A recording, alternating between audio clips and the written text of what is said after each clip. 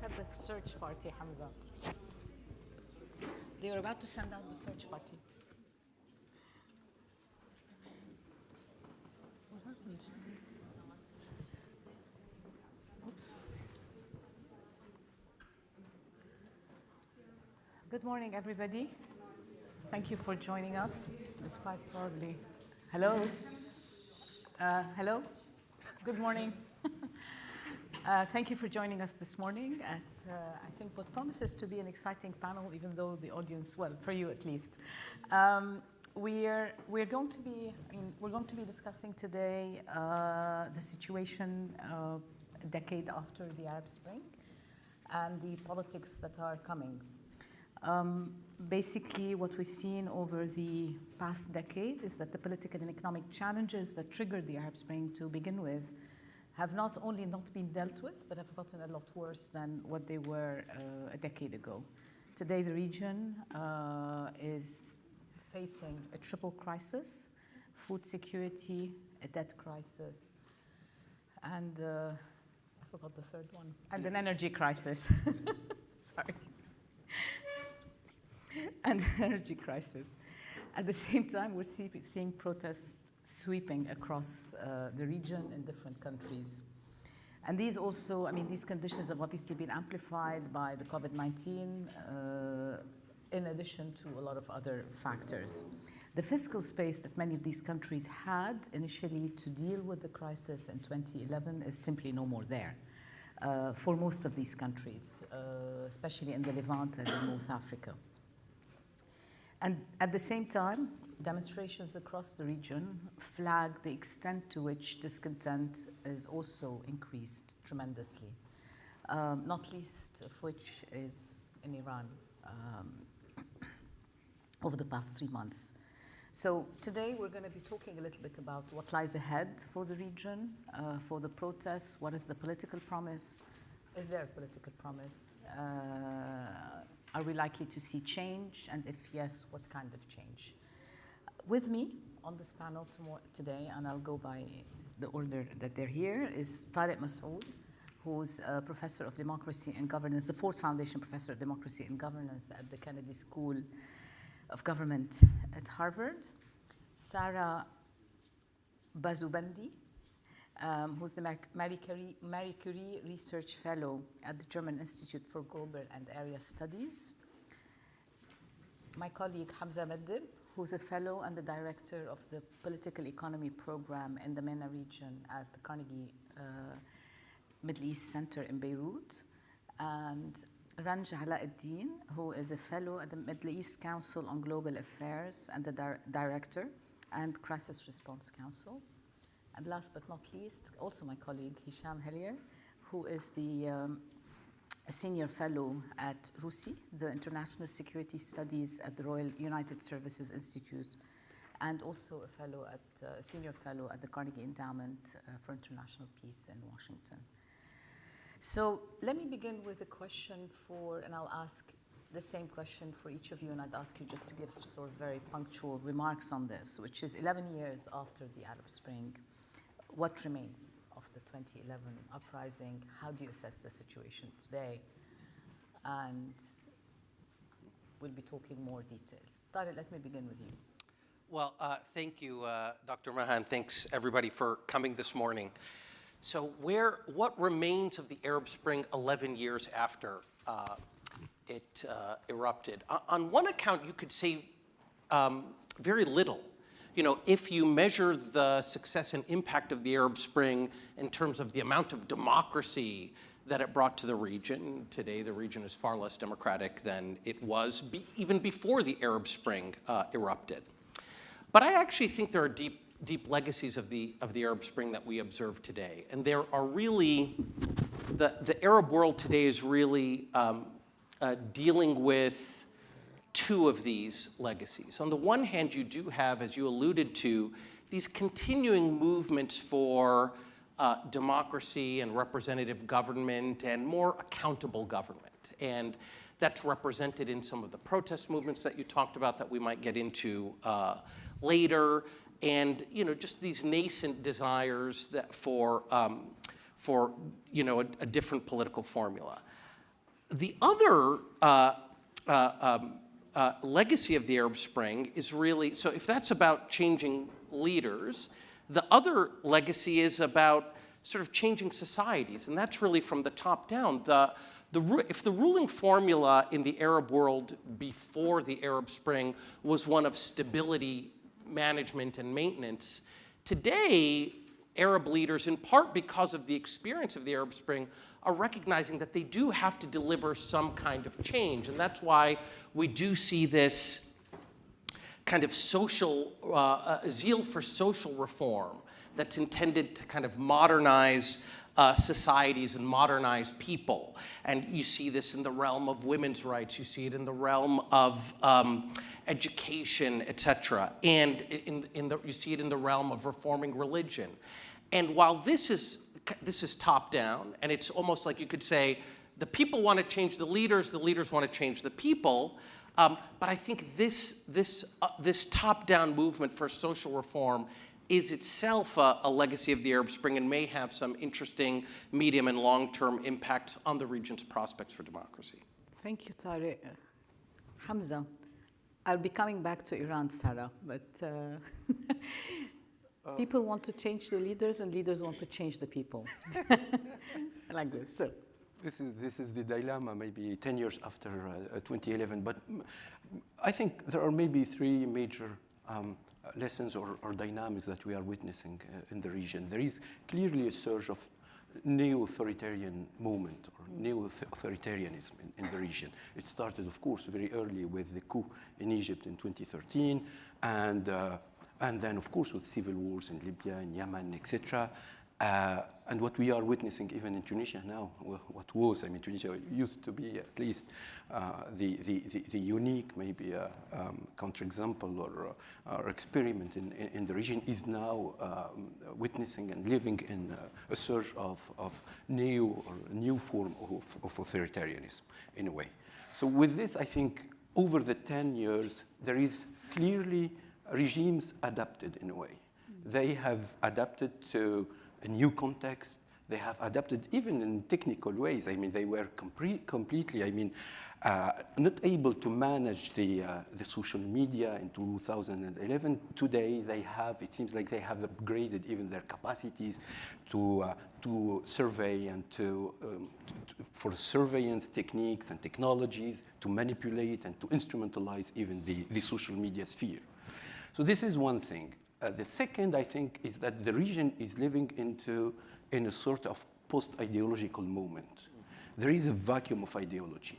The failure of political Islam, failure of authoritarian, old-style authoritarian regimes, etc. But we are still looking for alternatives. So there is an ideological vacuum, actually. What would be this new ideology, this new political offer that can eventually mobilize people?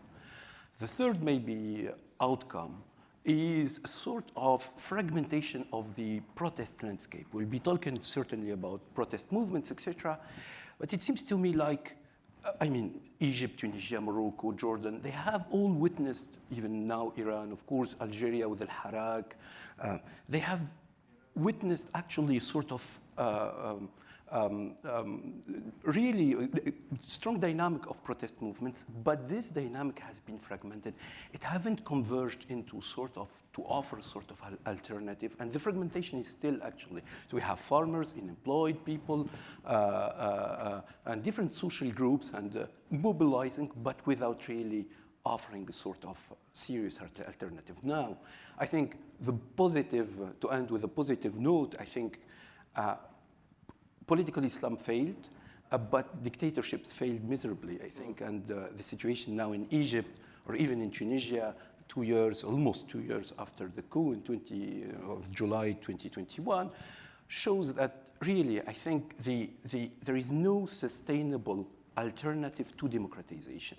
It takes time. It needs to get sort of maturity. And I think this is one of the lessons, that we cannot build democracy overnight. We will come back to this because this is hopefully will be the positive ending note of this session.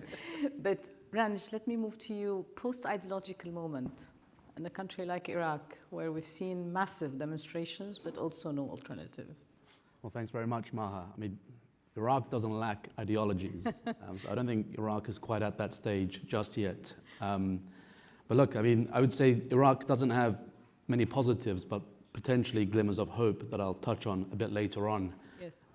It's a country that is, I think, in a more different, to put it lightly, situation compared to others in the region. It's still trying to wean itself off or recover from the legacy of the 2003 invasion, still trying to recover from the legacy of the former regime. And so in that sense, it's still a post-conflict transitioning society. Now that has a number of implications for the country. In a sectarian context, sectarian power sharing context. Sectarian power sharing context, the legacy of ISIS. And so as a post-conflict transitioning society, there are a number of implications. A weak state, sounds very familiar. The proliferation or the ascension of armed non-state actors. 3, a ruling elite that has managed to survive against all odds, saved most recently by the increase in oil prices. And 4th, a domestic context that sees a growing youth population. 60% of the Iraqi population is under 25. It's a population that will reach 50 million in 10 years. 700,000 Iraqis need jobs every year. But of course, you've got a weak state that can't absorb that number of Iraqis, that can't heed that particular demand. So as I say, if it wasn't for the increase in oil prices, Iraq would have undergone a socio-economic implosion. Now, speaking of legacies, and here's where perhaps you've got a combination of a glimmer of hope, but at the same time, cause for concern. 2018, Iraq, I would argue personally, had its so-called Arab Spring moment with the emergence of a protest movement comprised of disparate factions, a combination, well, mostly young, but with some support from more established structures, parties, clerics, and so on and so forth. That period was an inflection point for Iraq because we saw the full weight of the state against reform, essentially. So 700 plus Iraqis were killed, thousands were wounded by mostly state-sanctioned militia forces. And I think that's where perhaps things get a bit more tricky with Iraq, because not only is it trying to wean itself off American influence, but it's also increasingly becoming, once again, a battleground for proxy conflict. And in that context, the glimmer of hope is perhaps the revival of Iraq's relationship with the Arab world. Personally, I would argue that recent events in Iraq during the government formation process and the escalation could have led to a proxy conflict were it not for the outreach, the efforts, the initiatives, the diplomatic acumen of the former Prime Minister Kadhimi, who put all his efforts pretty much into developing relations with Saudi Arabia, with the Arab world, with the GCC, but at the same time trying to transform Iraq into an actor that can mediate tensions in the region. So there are some hopes there geopolitically. Domestically, there's an expansive reform agenda in the north, in the south, which I'll touch on a bit later on. We will come back to this and get more into the weeds on Iraq. But obviously, I mean, for me, what is emerging also is that it's not one story across the region when we talk about the legacy of the Arab Spring. Hisham, post-ideological, youth. Well, first, thank you, Maha. Thank you, Maha, for hosting and chairing this panel, and for ISPI and the ministry for arranging it. So I'm glad that you mentioned the word youth, because actually I wanted to talk about the demographic challenges within the region. But first, a very quick snapshot of where we were and where we are. Maybe at the beginning of the Arab Spring, people would have talked about things like sectarianism, they would have talked about polarization, they might have talked about demographics, and they might have spoken about energy needs. All of these things are not only still in play, they've actually become far more exacerbated, they're far more serious. So, we just had COP27, we're going to have COP28.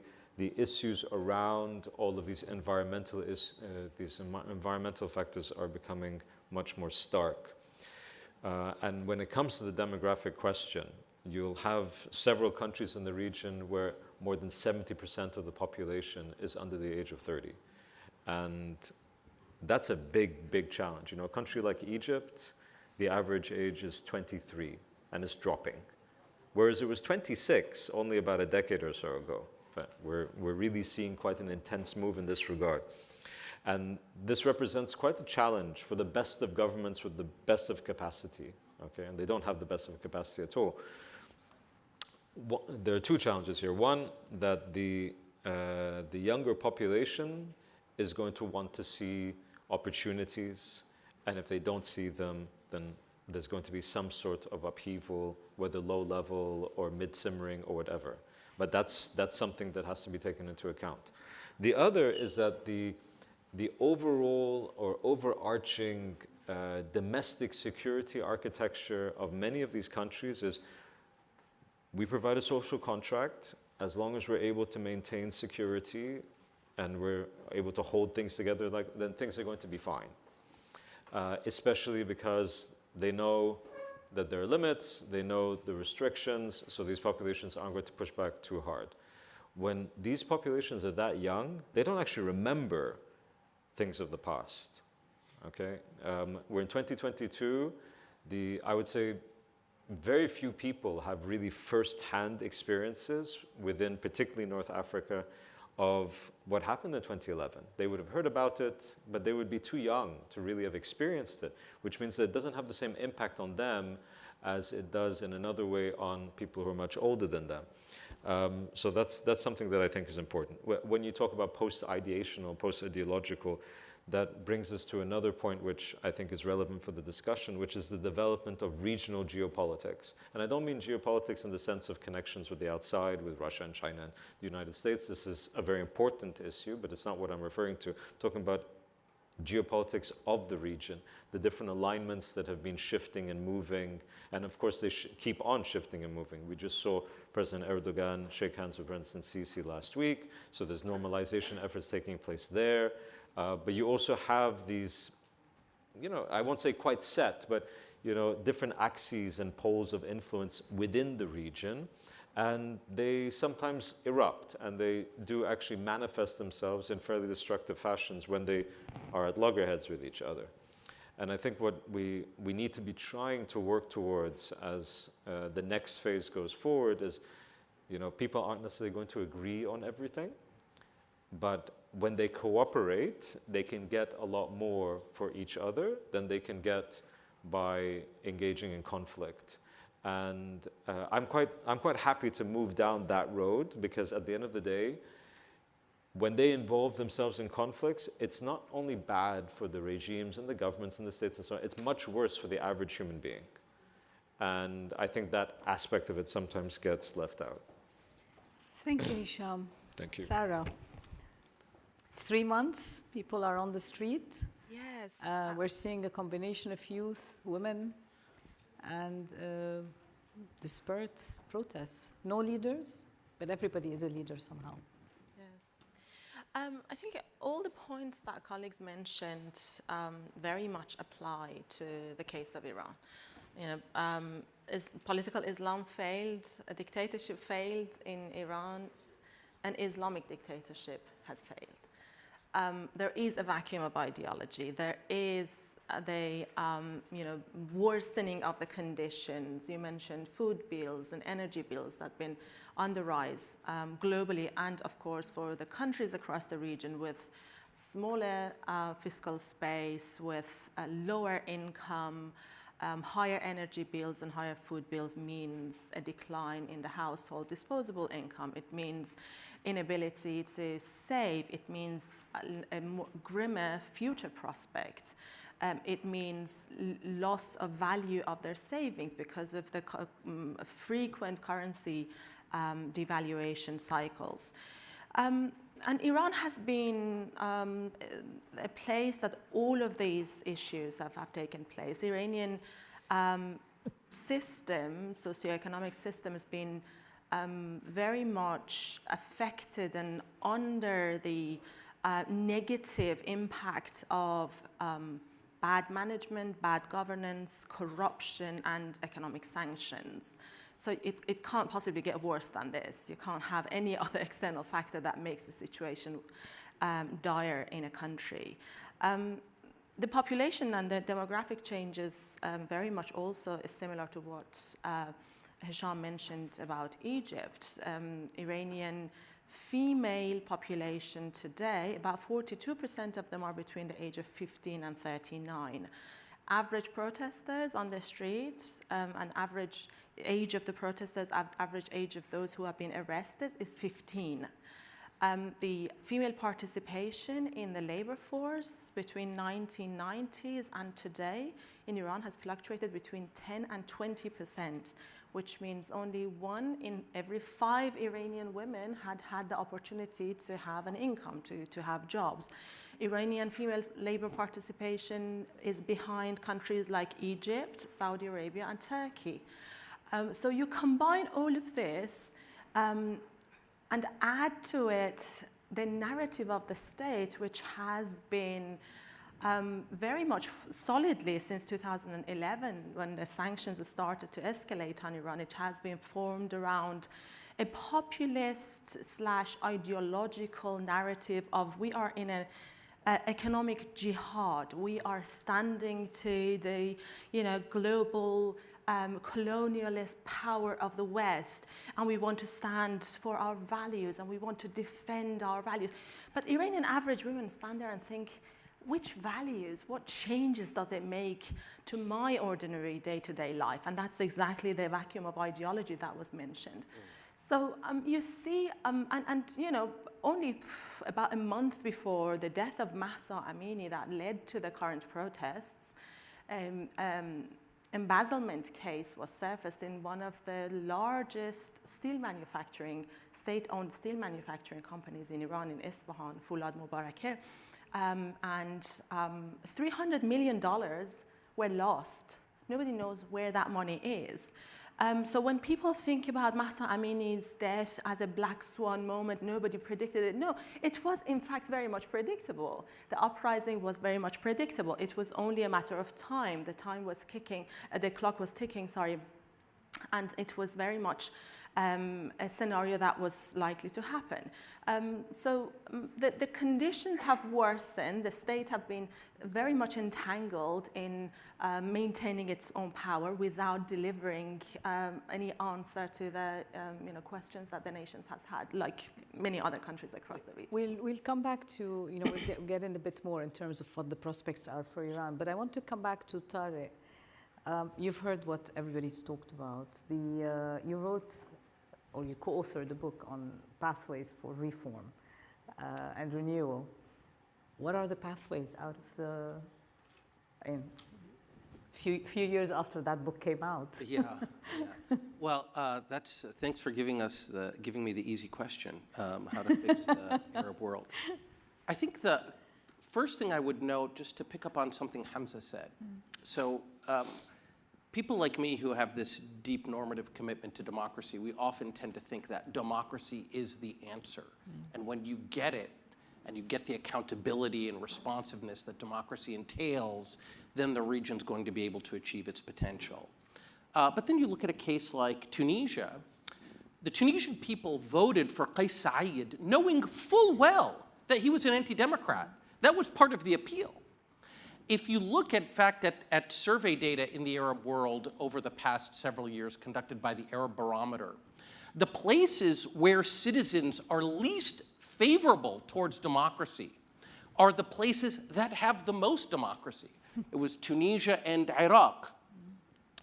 And so, and remember, just thinking now more globally, all of the world's established democracies are experiencing this crisis of legitimacy. So the first thing to recognize is that, even when sort of liberal or democratic participatory government is achieved, that's not necessarily the answer. That government has to deliver.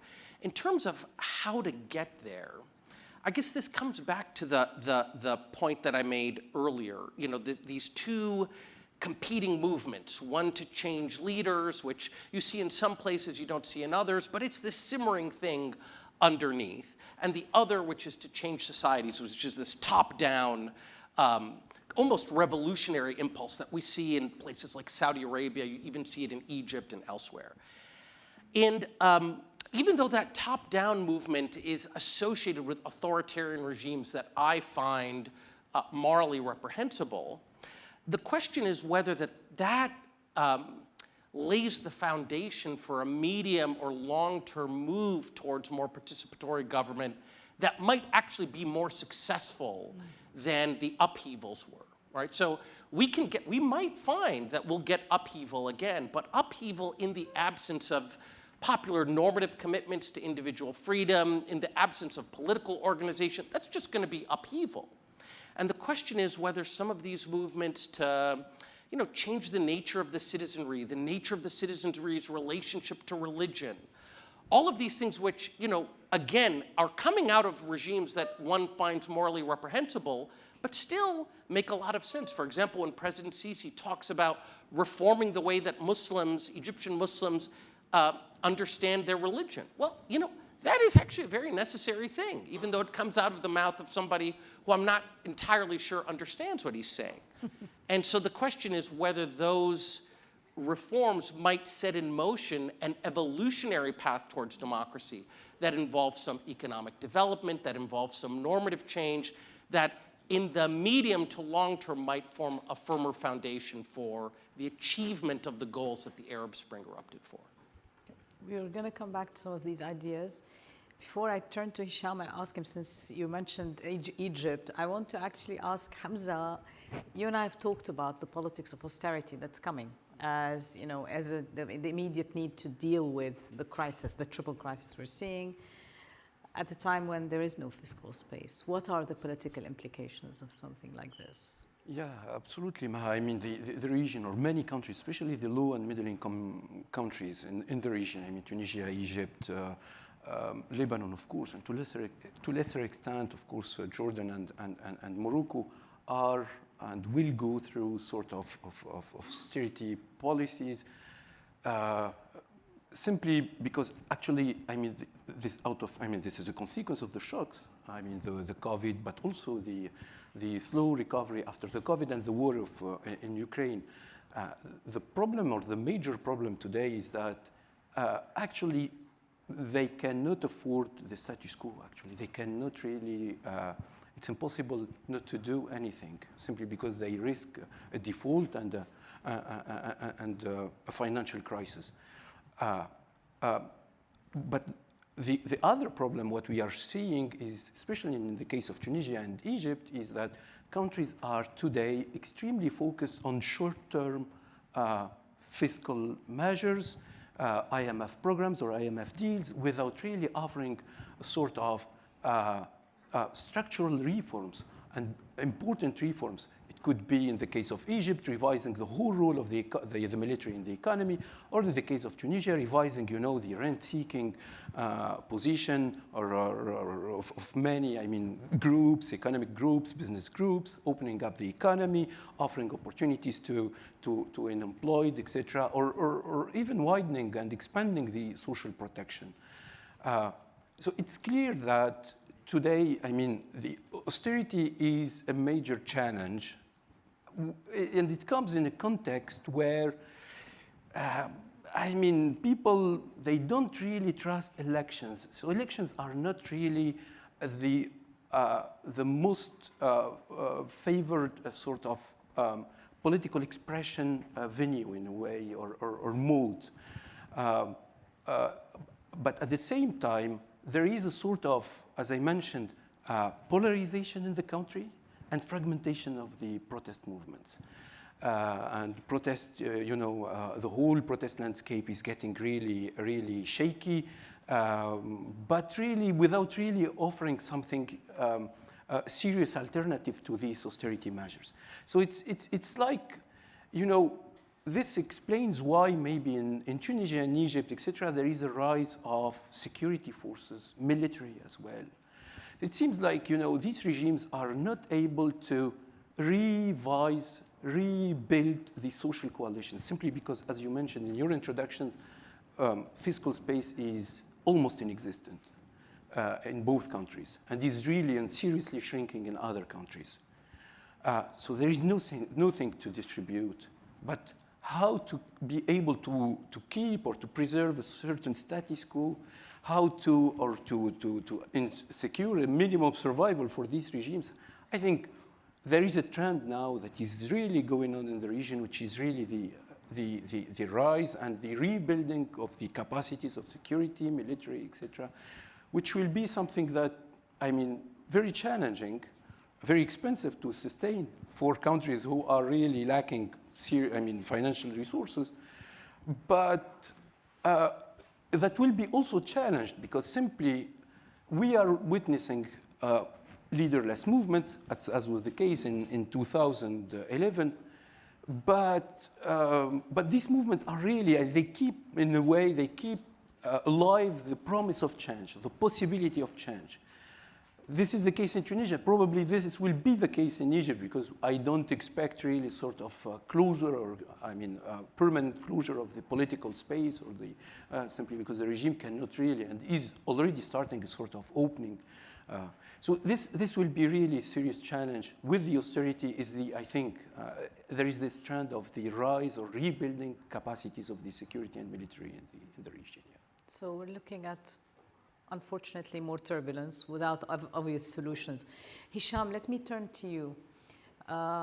Egypt has been mentioned twice. We're talking about top-down change. President Sisi has been talking about a national dialogue. Is there anything on the horizon? What do you make of the prospects? You know, we've been here for 2 days now, and the first time I hear thunder in the background is when this is happening right here. You know, this is not a good omen. خالص. A few things here. One, there were two things that I wanted to sort of react to. First was the ticking time bomb, and we should have all predicted, but also the hope and the expectation that there are things happening in the background by perhaps forces we're not particularly comfortable with, but hopefully something good will come out of it. I confess I'm very skeptical about this. And I'm skeptical because, to take the example of religion, for example, I think there are quite a few things that ought to be done in terms of religious education, in terms of how religious discourse operates, and so on and so on and so on. I think that's all very true. But I don't see that happening. I see instead this being part and parcel of power plays, power politics within different states, and fights happening very clearly. And you see this within like religious establishments, right? And I remember, you know, just to pick up the example that you gave about religious reform, I remember seeing, I think it was Time or Newsweek, saying that Sisi was the Martin Luther of Islam or something. And I thought, okay, first, I don't know if you want him to be the Martin Luther of Islam, because there actually already was one, and his name was Muhammad ibn Abdul Wahhab, and I don't think you want that again, okay? But also, I don't think that that's what he saw himself doing either. So I think there's a lot of hope that we're putting out there. I frankly don't see it in that long-term sort of way at all, because I don't think that that's the point. Now, having said that, it's very true that in other places, it could very well be the case that as a result of a very forceful push from above, that there are intended and unintended consequences below, right? And of course, people bring up Singapore all the time as like the example for this, but the demographics are just very different. The processes and structures are just very different. So that's not what Tariq was saying, but I don't think that that sort of model takes into account how many other things are sort of going on. And I do want to say one more thing about this ticking time bomb thing. I engage a lot with policymakers in places like Brussels and in DC and in London for my sins. And there was one very interesting statement that I heard recently from someone connected to Brussels. Someone who has been I shan't mention who, but somebody who's been very, very positive about engaging with countries in North Africa. Even given all of the critiques about, you know, backward slidings from democracy, et cetera, et cetera, et cetera. But one of the most, like, one of the strongest proponents of this, then telling all of his colleagues, by the way, we've been here before, 15 years ago, none of us thought that this could all kick off. No, it's going to kick off. We just don't know when. And it's not going to be pretty. Now, his rationale then was, because it's going to kick off and because it's going to be pretty, we need to do more to engage so that we can minimize and mitigate and so on. I mean, that's a debatable sort of policy point, but I think that that sense of urgency has left the field. And this is what happens in policy circles, as you know, Maha, right? You know, it's only when things are really urgent and striking, like literally at the time, that people start to take things quite seriously. But this is all very predictable. I mean, you have the energy crisis, you have the climate crisis, you have the demographic realities. As I said, the best of the best would have problems trying to manage this at the best of times, and this is not the best of times. Fair enough. Ranj, let me turn to you. It's not the best of times, but you also mentioned, I mean, it's not the best of times. I don't know though if it's the worst of times. But you also mentioned the geopolitical context that Iraq is in the midst of. It has its own unique set of challenges. I don't know if we should open up a category for countries with power sharing arrangements where Iran has considerable influence as well, and talk about the potential for change within these countries. Well, look, I think I could have given the same answer Hamza gave, in fact, with his emphasis on fragmentation, because I think when there's fragmentation, particularly within the political landscape, and Iraq has undergone a lot of fragmentation, certain gaps open up for youth actors, civil society to organize, to capitalize on those gaps.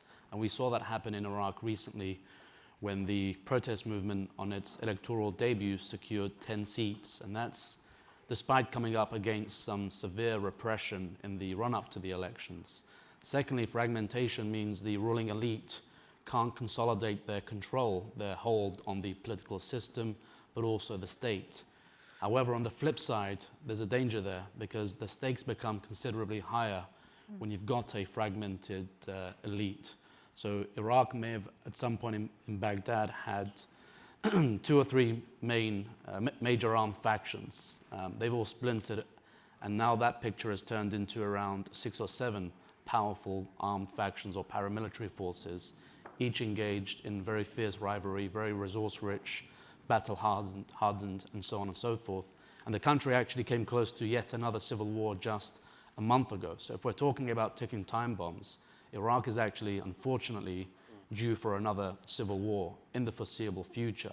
This is simply, the government formation process, the recent settlement, let's say, that was reached is only a temporary fix. However, again, this is where the glass half full perspective comes in. If there was to be a civil war in the country, if the region can avoid getting involved in that civil war like they did after 2003, then that's a great thing. Casualties will be far less. The prospects of securing an end to the conflict will be much higher. And ultimately, more can be done when you don't have a multitude of actors involved in the conflict, as we've seen in Syria. Can I ask you a question, though? I mean, this is more the kind of geopolitical context, but we've also seen a very fragmented protest movement. I mean, what's happening in Kurdish areas is almost divorced from what's happening in predominantly, I don't like these categories, but predominantly Shia areas or predominantly Sunni areas. And we see protests. I mean, it's the same kinds of discontent across the different communities, but yet they haven't been able to come together in any kind of a clear manner. I think that's a fair observation. Correct, not just fair. If you look at the protests in 2013 compared to 2018, there's a huge difference. The one in 2018 wasn't underscored by sectarianism or sectarian identity. The protest movement has actually done a remarkable job of reaching out to different segments. And that's only because they've got more experience, they've become a lot more resilient, and quite frankly, a lot more desperate, in fact. In terms of whether the different, let's say, patches of discontent in the country can actually amalgamate and come together, I'm quite skeptical, only because, if in the Arab Sunni north, in quotation marks, the grievances are still somewhat different, but only because they're still recovering from the legacy of ISIS, from the brutality of the Maliki regime, for example, and they're quite tired, they're quite fatigued. And I think that's where perhaps I'm skeptical that there is a ticking time bomb in some parts of the region, because people are just too tired, too fatigued. They just want their livelihoods. But let me just say finally that I think the youth coming to Tariq's Pathways to Reform need to be a part of the solution. And in a place like Kurdistan, for example, not to say that it doesn't have its fair share of problems, they've embraced a digitalization agenda. And that means the days of a minister or an official keeping 50 or 100 people outside his office waiting just for a signature while he's finishing his lunch will soon be a thing of the past. So it's those small things, in fact, that can have a marked change on people's lives. Waiting for 5 hours to get a signature at a ministry or a government department is 5 hours they could be spending building a business. But of course, for things like that, you also need to get rid of the red tape, the bureaucracy, and instill a culture of entrepreneurialism, essentially. That's that I think is where the focus needs to be moving forward. See, the thunder gets louder. Sorry. Especially when it gets to Iraq. Lebanon is in the same boat, but I won't talk about that. Sarah, let me turn to you, and just if you can talk about where you see the protest movement going in Iran. Is it going anywhere, or will it continue at the same pace of discontent? I think what we're likely to see is that people will match the regime's violence and political obtuseness with anger. And that has been going on for the past weeks. There are calls after calls for mass gatherings. There are days after days of strikes. There are letters after letters and statements after statements being issued inside and outside of Iran, asking for the government to end the violence, to call for a referendum that would be monitored by the international independent organizations to say yes or no to this regime, which the protesters seem to be confident that the majority will say no, therefore there could be a transition to change.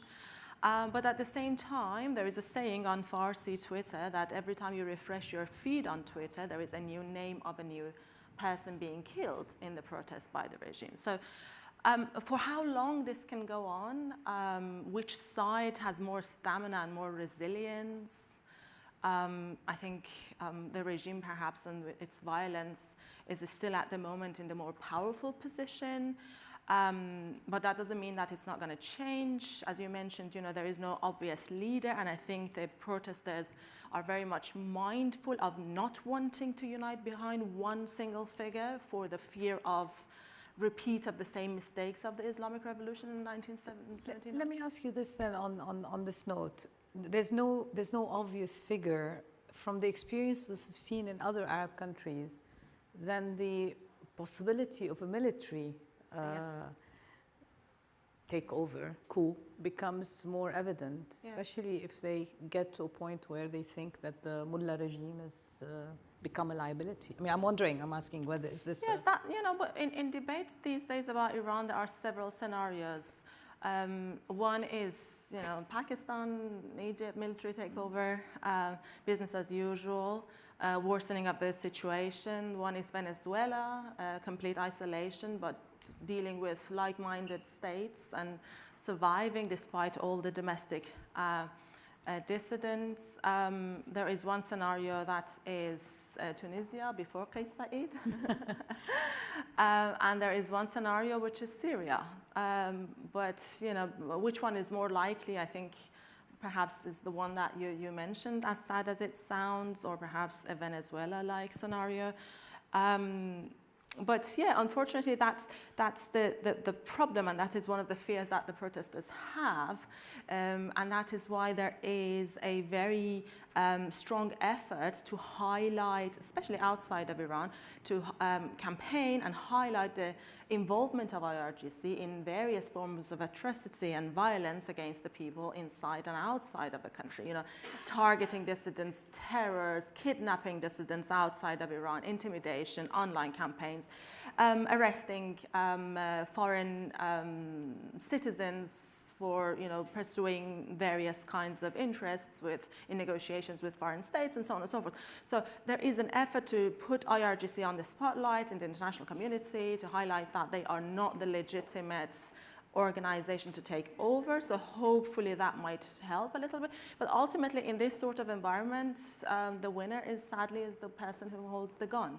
Okay, which is what we've seen unfortunately in other places.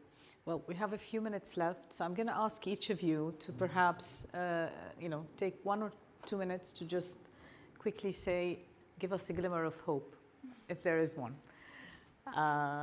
where you see things going, and is there a potential for maybe not in the next 5 years, but maybe in the next 10 years?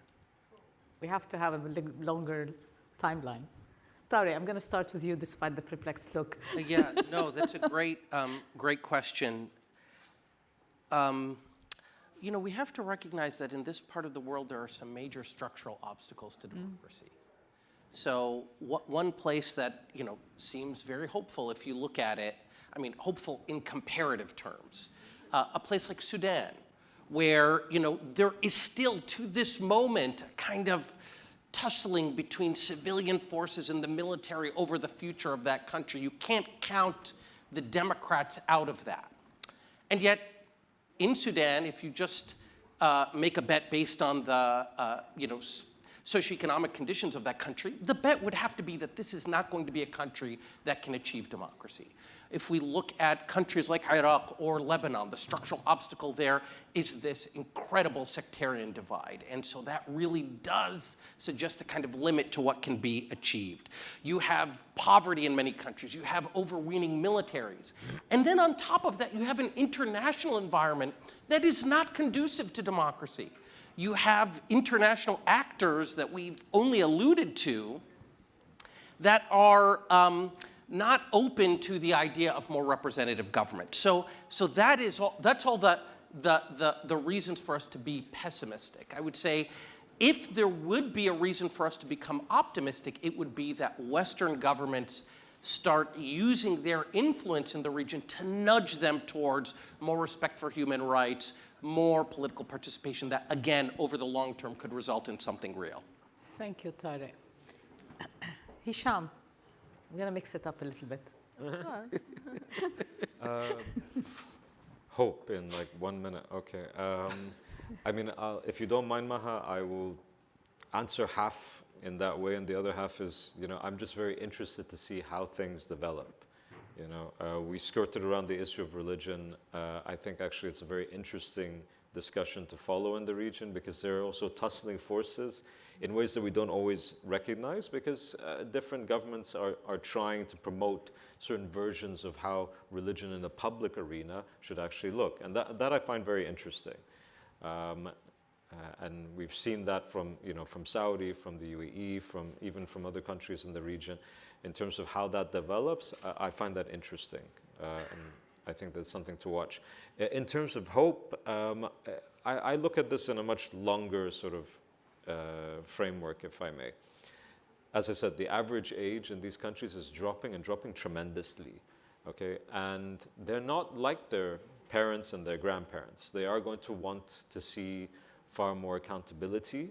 They may not want to see necessarily, strong political parties and things like that because they've never experienced that political culture. But they are going to want to see ways in which to improve the lot of their own lives as well as those around them.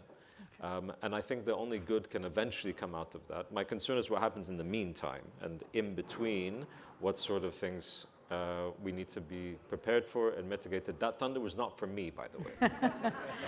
Okay. That was Tariq. All right, let me turn to you, Ranj.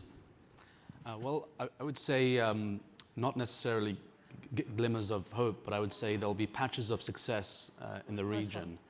But to be quite frank, I think that the worst is still yet to come. I'm going to put my conflict hat on here and say that Syria will most likely see conflict relapse in the 10-year time frame that you stipulated. 5 year. 5 years, sorry, 5 year, right. Okay, well, it's more hopeful then on that front. There are still a number of issues away from the glare of the media, like potential ISIS resurgence, like the future of internally displaced people in Iraq and Syria. That's a ticking time bomb, if anything, with the issue of foreign fighters, ISIS prisoners still unresolved, and an entire generation growing up in those camps ready to seek revenge, essentially. So that's a ticking time bomb. Third, I would say this is the glimmer of hope part. The region itself, I think, is starting to come together to look at how to engage in de-escalation outside of the conventional, traditional US framework, or Western framework, rather. And I think that's something where there needs to be greater investment and attention, because the gains that might have been made over the past couple of years can be lost very quickly. It can take very long to make those gains, to make progress in establishing a security architecture in the region, but all it takes is one dispute, one tension, one escalation for that to be completely demolished. Thank you, Ranj. We're really trying to find the glimmer here. Hamza, it's over to you. Come back to your glimmer of hope of earlier. Yeah. But actually, I think despite, all the setbacks, challenges, etc., I think what the Arab world and, experienced over this decade is a sort of maybe, de-romanticization of democracy in a way, or getting really into the hard realities, actually. This is something really extremely important. For decades, people in the region, they lived with Islam is the solution. I don't know, the leader is the solution. We are in a region where even strong men, they ended up failing, actually. This is, strong men in many other regions, they are seen, or they have been used to be seen as really the solution to. But we see today that Sisi is failing, and other dictators and other regimes, many regimes are failing in the region. So this is something really interesting that I think elites and people accumulated a lot of experience in this. And despite all the shortcomings or even the failures or the challenges, I think there are no easy, they know that there are no simple or easy answers to very complex questions. And I think the structural, as Tariq mentioned, the region is facing structural problems. It needs very comprehensive answers, or to be addressed comprehensively. The other thing is that the issue of economic reform is a highly political question. And I think it's about redistribution. It's about redistribution of power and wealth. And people are touching up on some serious challenges, actually, that maybe were overlooked over the previous decades, but they are coming to this conclusion now. So the hard work has to begin now. Yeah, definitely. Sarah, last but not least. Thank you. So I'd first start with thanking you and the panelists and ISPI, something I forgot to do at the beginning of my presentation. I really enjoyed the discussion, really appreciate the opportunity. Second, I would like to highlight two glimmers of hope. One is specifically in regards with Iran, human rights situation and violation of human rights have always been a fringe of other negotiations with the states at international level. So human rights violations been used as brownie points to win negotiation in other areas. And now it seems like human rights is becoming at the heart of the conversation with the EU, with the UN special session, with the conversations to kick out Iran from the Commission of Women at the UN level, and so on and so forth. So this is a glimmer of hope, at least for me, that the human and the people of Iran are not being forgotten in every negotiation with the states. This is one glimmer. The second one is that people of my generation, and I'm not really that old, I'm only 25 plus a couple of decades, right? So we grow up in Iran with these cassettes with the audiobooks. We had to listen to it once and then rewind it, wait for it to go to the beginning and listen to it one more time. The current generations that are on the streets, they can start a story on TikTok every 30 seconds. So they they have different aspirations, they have different attention span, they have different desires, and they have different ways of wanting to demand change and reform and hold people accountable. Of course, this is all held at the mercy of the states, and there is structural issues. The reform is extremely political. There is political oppression, there is violence, and so on and so forth. But still, it's a glimmer of hope. Thank you. I want to please ask you to join me in thanking our panelists. I would not even try and summarize what was being said, but thank you very much for a very interesting conversation. I think we can continue this conversation into, unfortunately, we'll be doing this for many more years to come. But Thank you, Maha. Thank you, Maha. pleasure.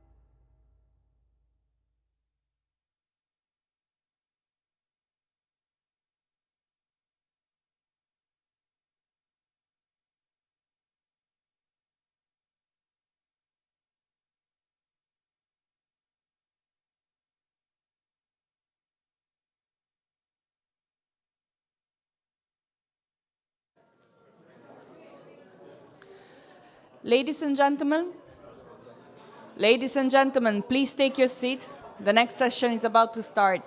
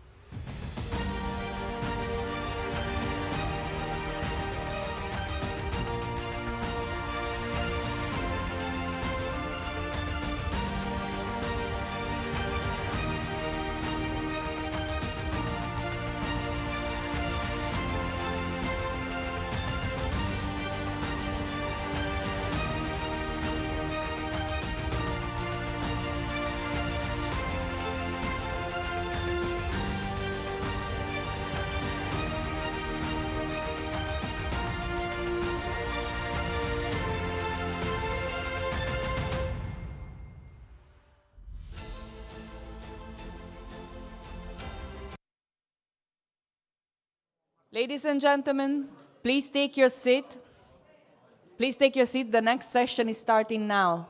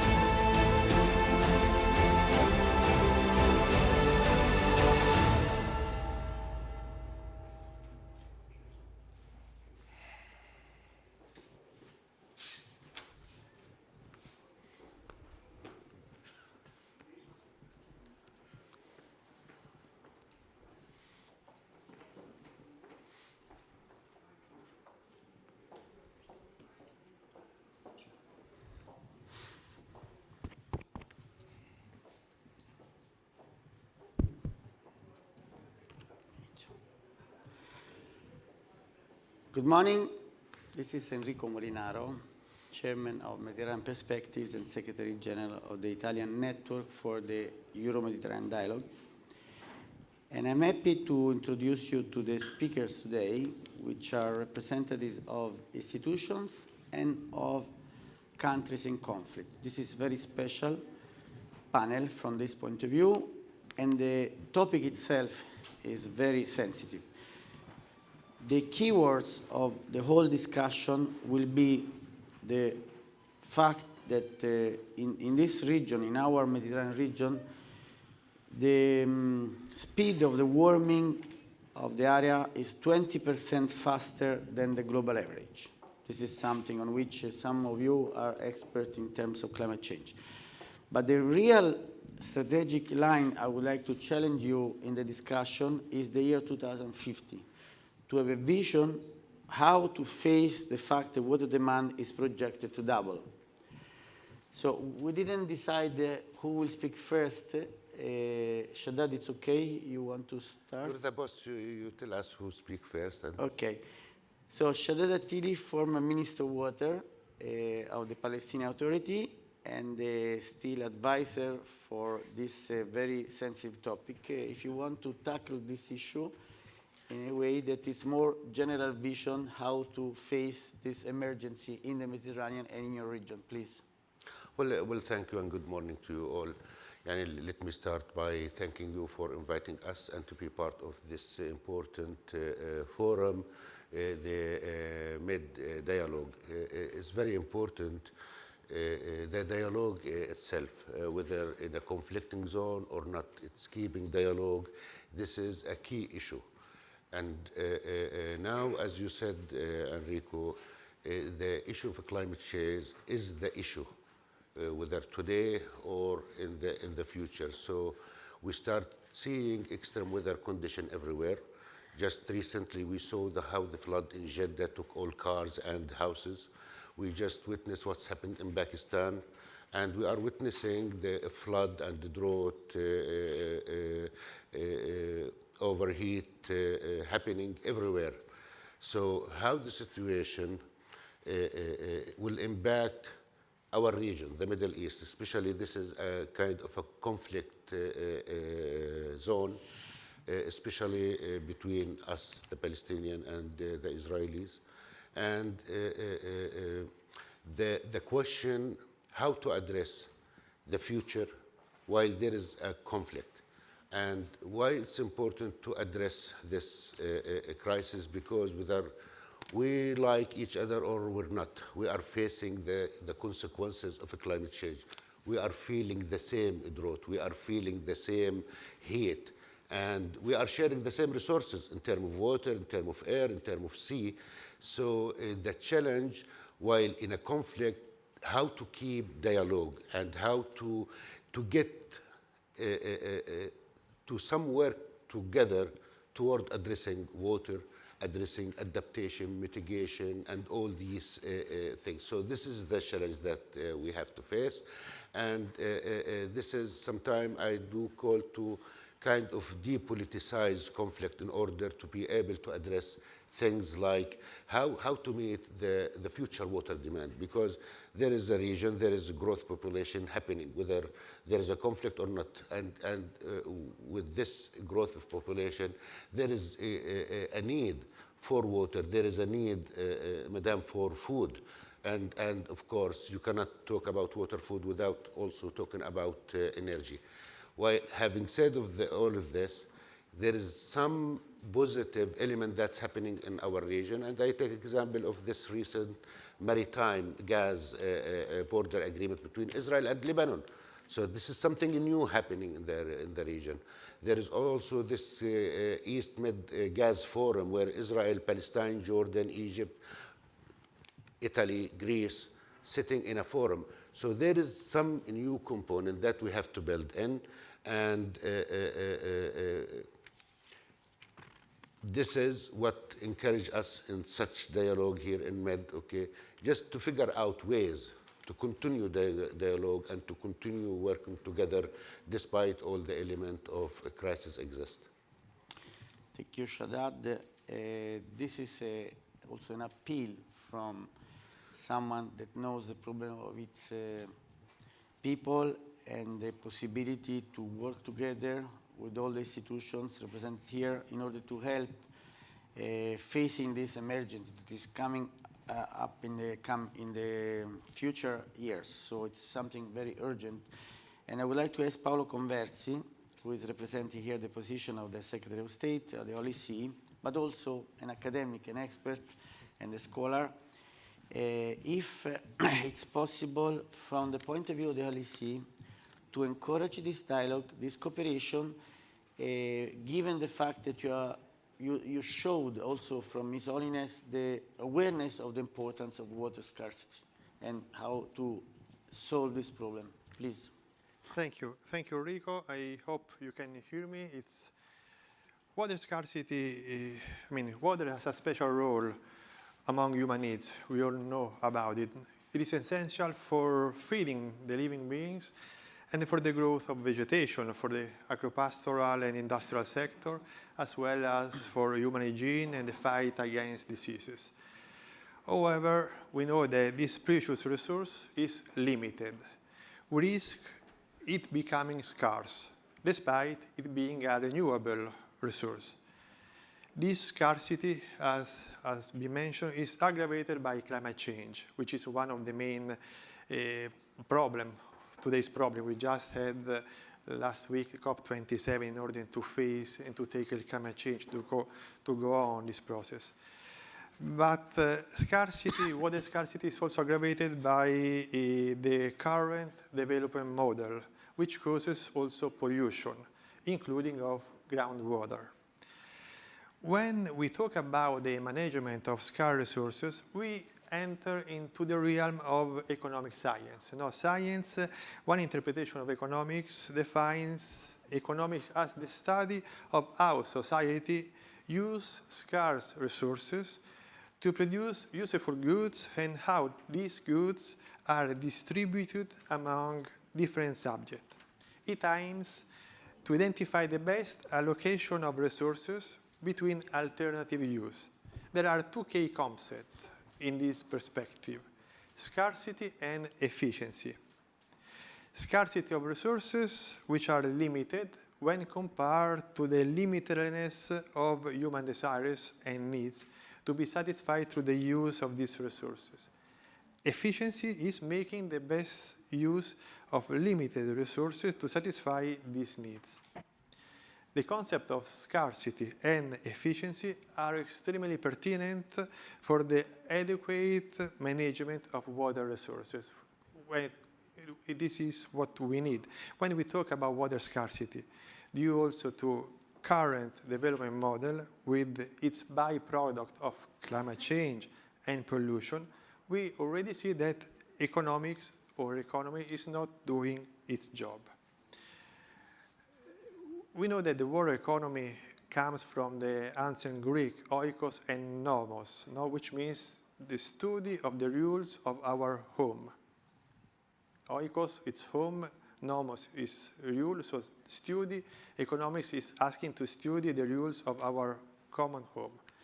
Here, the scarcity of water challenges the economics to identify and implement rules capable of avoiding these byproducts, climate change and pollution, and maximizing the efficiency of the use of water.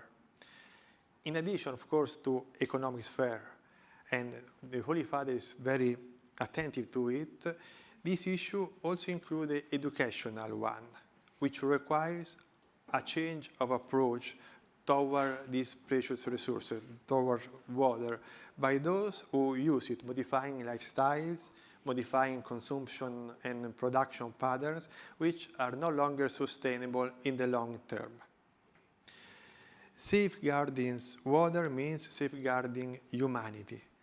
And the success of this text depends on a series of elements. Governance based on inclusion, transparency, and responsibility, but also intersectoral coordination mechanisms which guarantee the coherence of policies at all levels, calling into question a correct implementation of subsidiarity. We need modern technology to optimize the use of water through a valid exchange of the best scientific research. We need the development of human capacities and educations to promote responsible use of water. In this perspective, international cooperation of water through appropriate technological transfer is a fundamental instrument to overcome the limits of water scarcity, which indubitably, and we know also in this fora, involves deep geopolitical problems affecting the quality of life and the survival of people. In this way, international cooperation, of course, is the main answer to water scarcity. Very clear, and thank you also for mentioning the COP27, which gives me the possibility to go to our next speaker, Carmelo Mastroianni, Senior Deputy Secretary General of the Union for the Mediterranean, 42 countries working together with the main office in Barcelona. It's an institution where I had the opportunity to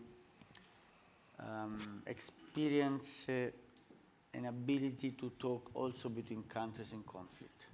In particular, as a member of the Water Expert Group, the UFM, I had this feeling that it was UFM succeeded to create an atmosphere where they said, okay, let's talk about practical things, let's put the conflict aside. This is a compliment I want to do to your organization. And in particular, Gramenos had an idea that I think it's probably will have an historical impact because he suggested for the COP27 the Mediterranean pavilion for the first time in history.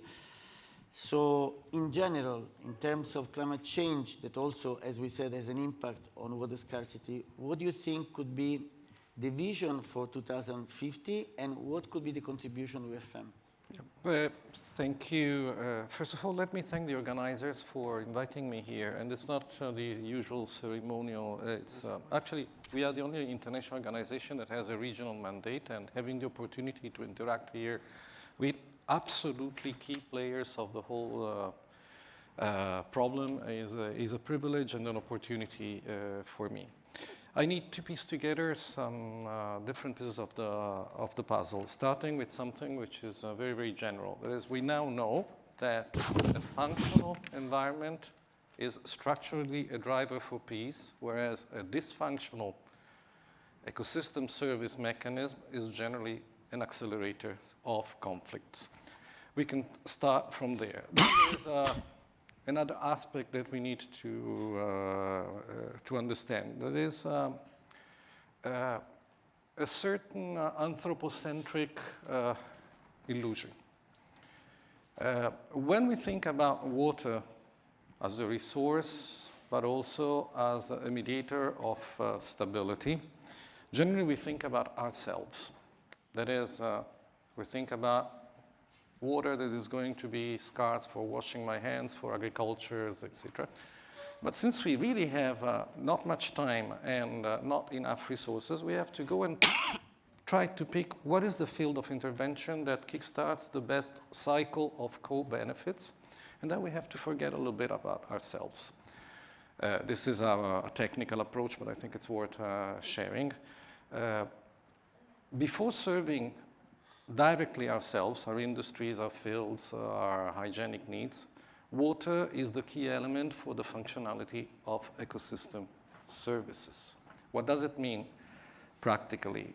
It means that we need to start reasoning a little bit more in terms of protecting the whole natural system that secures water before devising artificial surrogates for a water that's not there when we want it.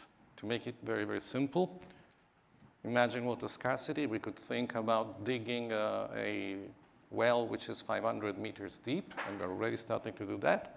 But maybe before that, we should think about protecting the forest that catalyzes the water. In terms of a 2050 horizon, we need to consider this. All artificial surrogates of ecosystem services can delay the crisis, but they cannot solve it. If we want to solve it, we need to protect the system that secures water. And only then we will be more secure in the end uses that concern mankind. Another aspect that needs to be put together in this is, of course, that we cannot only see water as a resource that is becoming less available. This is also technically a mistake in perspective. When you read the media, all the impacts of climate change are normally described in terms of vanishing resources, but that is not the problem. The real problem is not that we have less water. The problem is that the water cycle is disrupted and unpredictable. Once nature behaves in an unpredictable way, you cannot organize human society on top of that. We think we are technological, again, that we can surrogate ecosystem services, but we can't. If we want to seed, we need to know when it rains. So we need to protect the stability of the system. In many cases, it is now an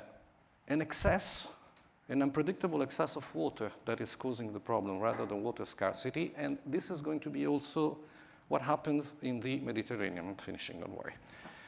Because the waters of the Mediterranean are heating up very quick. It means that they release a lot of energy in the atmosphere, and this will cause a very violent arrival of water, but not in the expected period. I'll give you two examples that show what's happening. For instance, the largest area in which environmental degradation is causing destabilization now is the desertification area of the Sahel. It is not desertifying for lack of water. It is desertifying because the same quantity of rainfall is falling in a shorter period of time and washes away the layer of nutrients. So something like that is going to happen. We need to prepare, not according to this simple idea that there will be water scarcity, although there will be, but we need to prepare to manage a water that will not be there in the expected quantities when we want it. Very clear. So I think this is the best way to introduce Miki Zaide as the Director of Planning Division of the Israeli Water Authority for a number of reasons. First of all, because planning is exactly what we want to discuss now, and 2050 or not even 2075 maybe, it's the perspective where we need a vision, because one thing I learned talking with you is that natural water will not be enough, so we have to find somehow other sources. And I would like to also to mention the fact that experts like you have the ability to follow the needs of the region and your own people more in the long term. Why? Because politicians have sometimes, because of electoral reason, a short-term approach, while the experts that stay in the office, they have the ability to see somehow a little bit further. And as an example of this, I would like to mention, also to congratulate with you for the work you did as an expert for the Memorandum of Understanding with the Kingdom of Jordan in exchanging water for the Jordanians and energy for Israel. So this is an example of how the possibility can be developed also on the, may I say, the push of the experts, because they can see better the point that Gramenos was raising. The point is that not only we have a problem of scarcity, but we have a problem of uncertainty. Please. First of all, thank you very much for hosting me and letting me to share with you the Israeli experience. One of the things that are very good now in Israel, that part of the long-term vision, you said 2050, 2075, we are implementing actually nowadays. You saw that, as Shaddad said, with the gas agreement with Lebanon and the exchange water and electricity with Jordan. So we can see where the Mediterranean area is going. Areas that has more land will contribute more of renewable energies, and areas that has more water can help other countries with less water, and this is the future. Because I'm a planner, some of the data that we have on the table right now, so we use now natural resources less than 40% than the total resources in Israel. We supply double than what we have from rain. So this is a miracle in the region, and we did that because of few main principles: signaling the real price of water because of the scarcity, a very strong regulation and water law. The water belongs to the public, and allocation and certificates and for every borehole that takes withdraw water, and very strong planning for the future. After you signal the real price of scarcity and you tackle uncertainty as well, you can introduce more technology by reusing water, by desalination, and of course saving water to be more efficient. We try to do that. We succeeded to reduce the consumption per capita in Israel by 20% in 2010, just by media campaigns, accessories for saving water in tap and sockets, and also raising tariffs, which influenced the most. And if I look at the future, to the vision in 2050 and 2075, by the way, why we need 2050, 2075? We don't have a lot of area.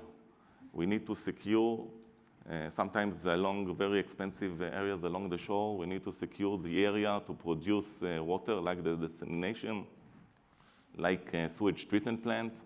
So it's not planning for the long time to talk about, because if you won't plan, and according to our estimations, and part of our forecast for the future, we take into account also what we are going to deliver to our neighbors. We are going to have less than 25% relying on natural resources. Most of the water in the region will be produced artificially. Reuse of effluent and desalination, and that goes on to the future. And this is how I see the cooperation together. Another thing I want to emphasize is the differentiate we do with our neighbors between water issues and the conflict. This is something that proved itself till now, and we are going to continue with that in the future as well. And I think this is the basis of the solution and the cooperation between the people, and I hope it will continue in the future. Thank you. Yes, this is the framework. This is the context in which now we'd like to invite Yotsana Puri. I call you Joe because you are Joe's great. a very nice friend. Associate Vice President for Strategy and Knowledge Department of IFAD, which is one of the 3 UN organizations in Rome, based in Rome, focused on food and nutrition. I know what you do because we had the opportunity to talk, and we had also a panel with you about the idea of identity cuisine. It's our idea to go back to our grandmother's balanced and healthy nutrition. But is it possible for an institution like IFAD to help this cooperation that is emerging, this need of cooperation from the UN institution? Please. Thank you so much, Rico, and thank you very much for having me here. Such a privilege to be part of such a distinguished panel. So let me start from the question that you posed. Is it possible to engage in a space which is clearly a transboundary problem, which clearly requires dialogue, and which clearly requires collaboration, cooperation, and conversation? So let me go back to the genesis of the United Nations, because IFAD is essentially a UN organization, right? So as a UN organization, our first duty and our first job is to provide that platform where countries and member states can really come together, and while recognizing that, yes, there are international or countrywide differences, really provide the platform for dialogue, for conversation. I think water is that quintessential problem. It's transboundary, and it does, as one of the speakers already said, there are what we are witnessing across the world today, water wars, that the scarcity of water is leading to conflict. And we've got to recognize that. So in our own work, we are recognizing that, yes, with climate change, with the patterns that we are seeing now, but also the uncertainty that we are predicting, where actually there's known unknowns and there are unknown unknowns. And that's an important part of recognizing what uncertainty means. Right? We know that there are some things that we don't know anything about, but there are unknown unknowns. There are parts of this that we completely do not incorporate into even the planning and the risk profiles that we do for countries and for transboundary problems. And unfortunately, water and climate change are interlinked and does represent that unknown space.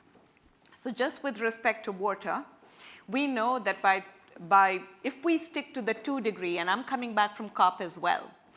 I spent 2 weeks there, and I saw the Mediterranean Pavilion. Congratulations. I think one of the key things that we're recognizing is that with a 2 degree world, and unfortunately it's inevitable that we are going to go into a 2 degree world, we are going to witness a 20 to 40% decline in overall water in rainfall patterns, especially for the region. If we go to a 4 degree world, with that decline is going to be even more. I'll pick that up, don't worry. Thank you. So I think it's really important that, as my esteemed colleague from the Holy See as well said, we've got to recognize 2 things. Of course, scarcity and efficiency. But might I add to that, gentlemen, a 3rd aspect, which is equity. And unfortunately, the impact of water scarcity and the waste that we see with respect to water usage and the uncertainty that we are predicting with water, especially in the Arab region, especially in the MENA region, is going to lie with the people that are most vulnerable. So IFAD, the International Fund for Agricultural Development, works with small-scale producers. These are agricultural producers who essentially work on 2 to 3 hectares of land. 80% of the food that is produced in the region is produced by small-scale producers. These are the people that are going to be most affected and are currently most affected by the loss that we see 80% of the water actually in the region is used inefficiently. So the efficiency point is well taken. But we also know that with a 6% of the world's population in the region, actually the region has only 2% of the overall water supply. Yeah? So clearly there's a distribution problem as well. And as we start to think about, well, what are the solutions? I want to divide this up into two parts. One is the demand side. I'm an economist by training. So one is the demand side, right? You've got to start to think about managing demand. You've got to start to think about efficiency. You've got to start to think about water loss.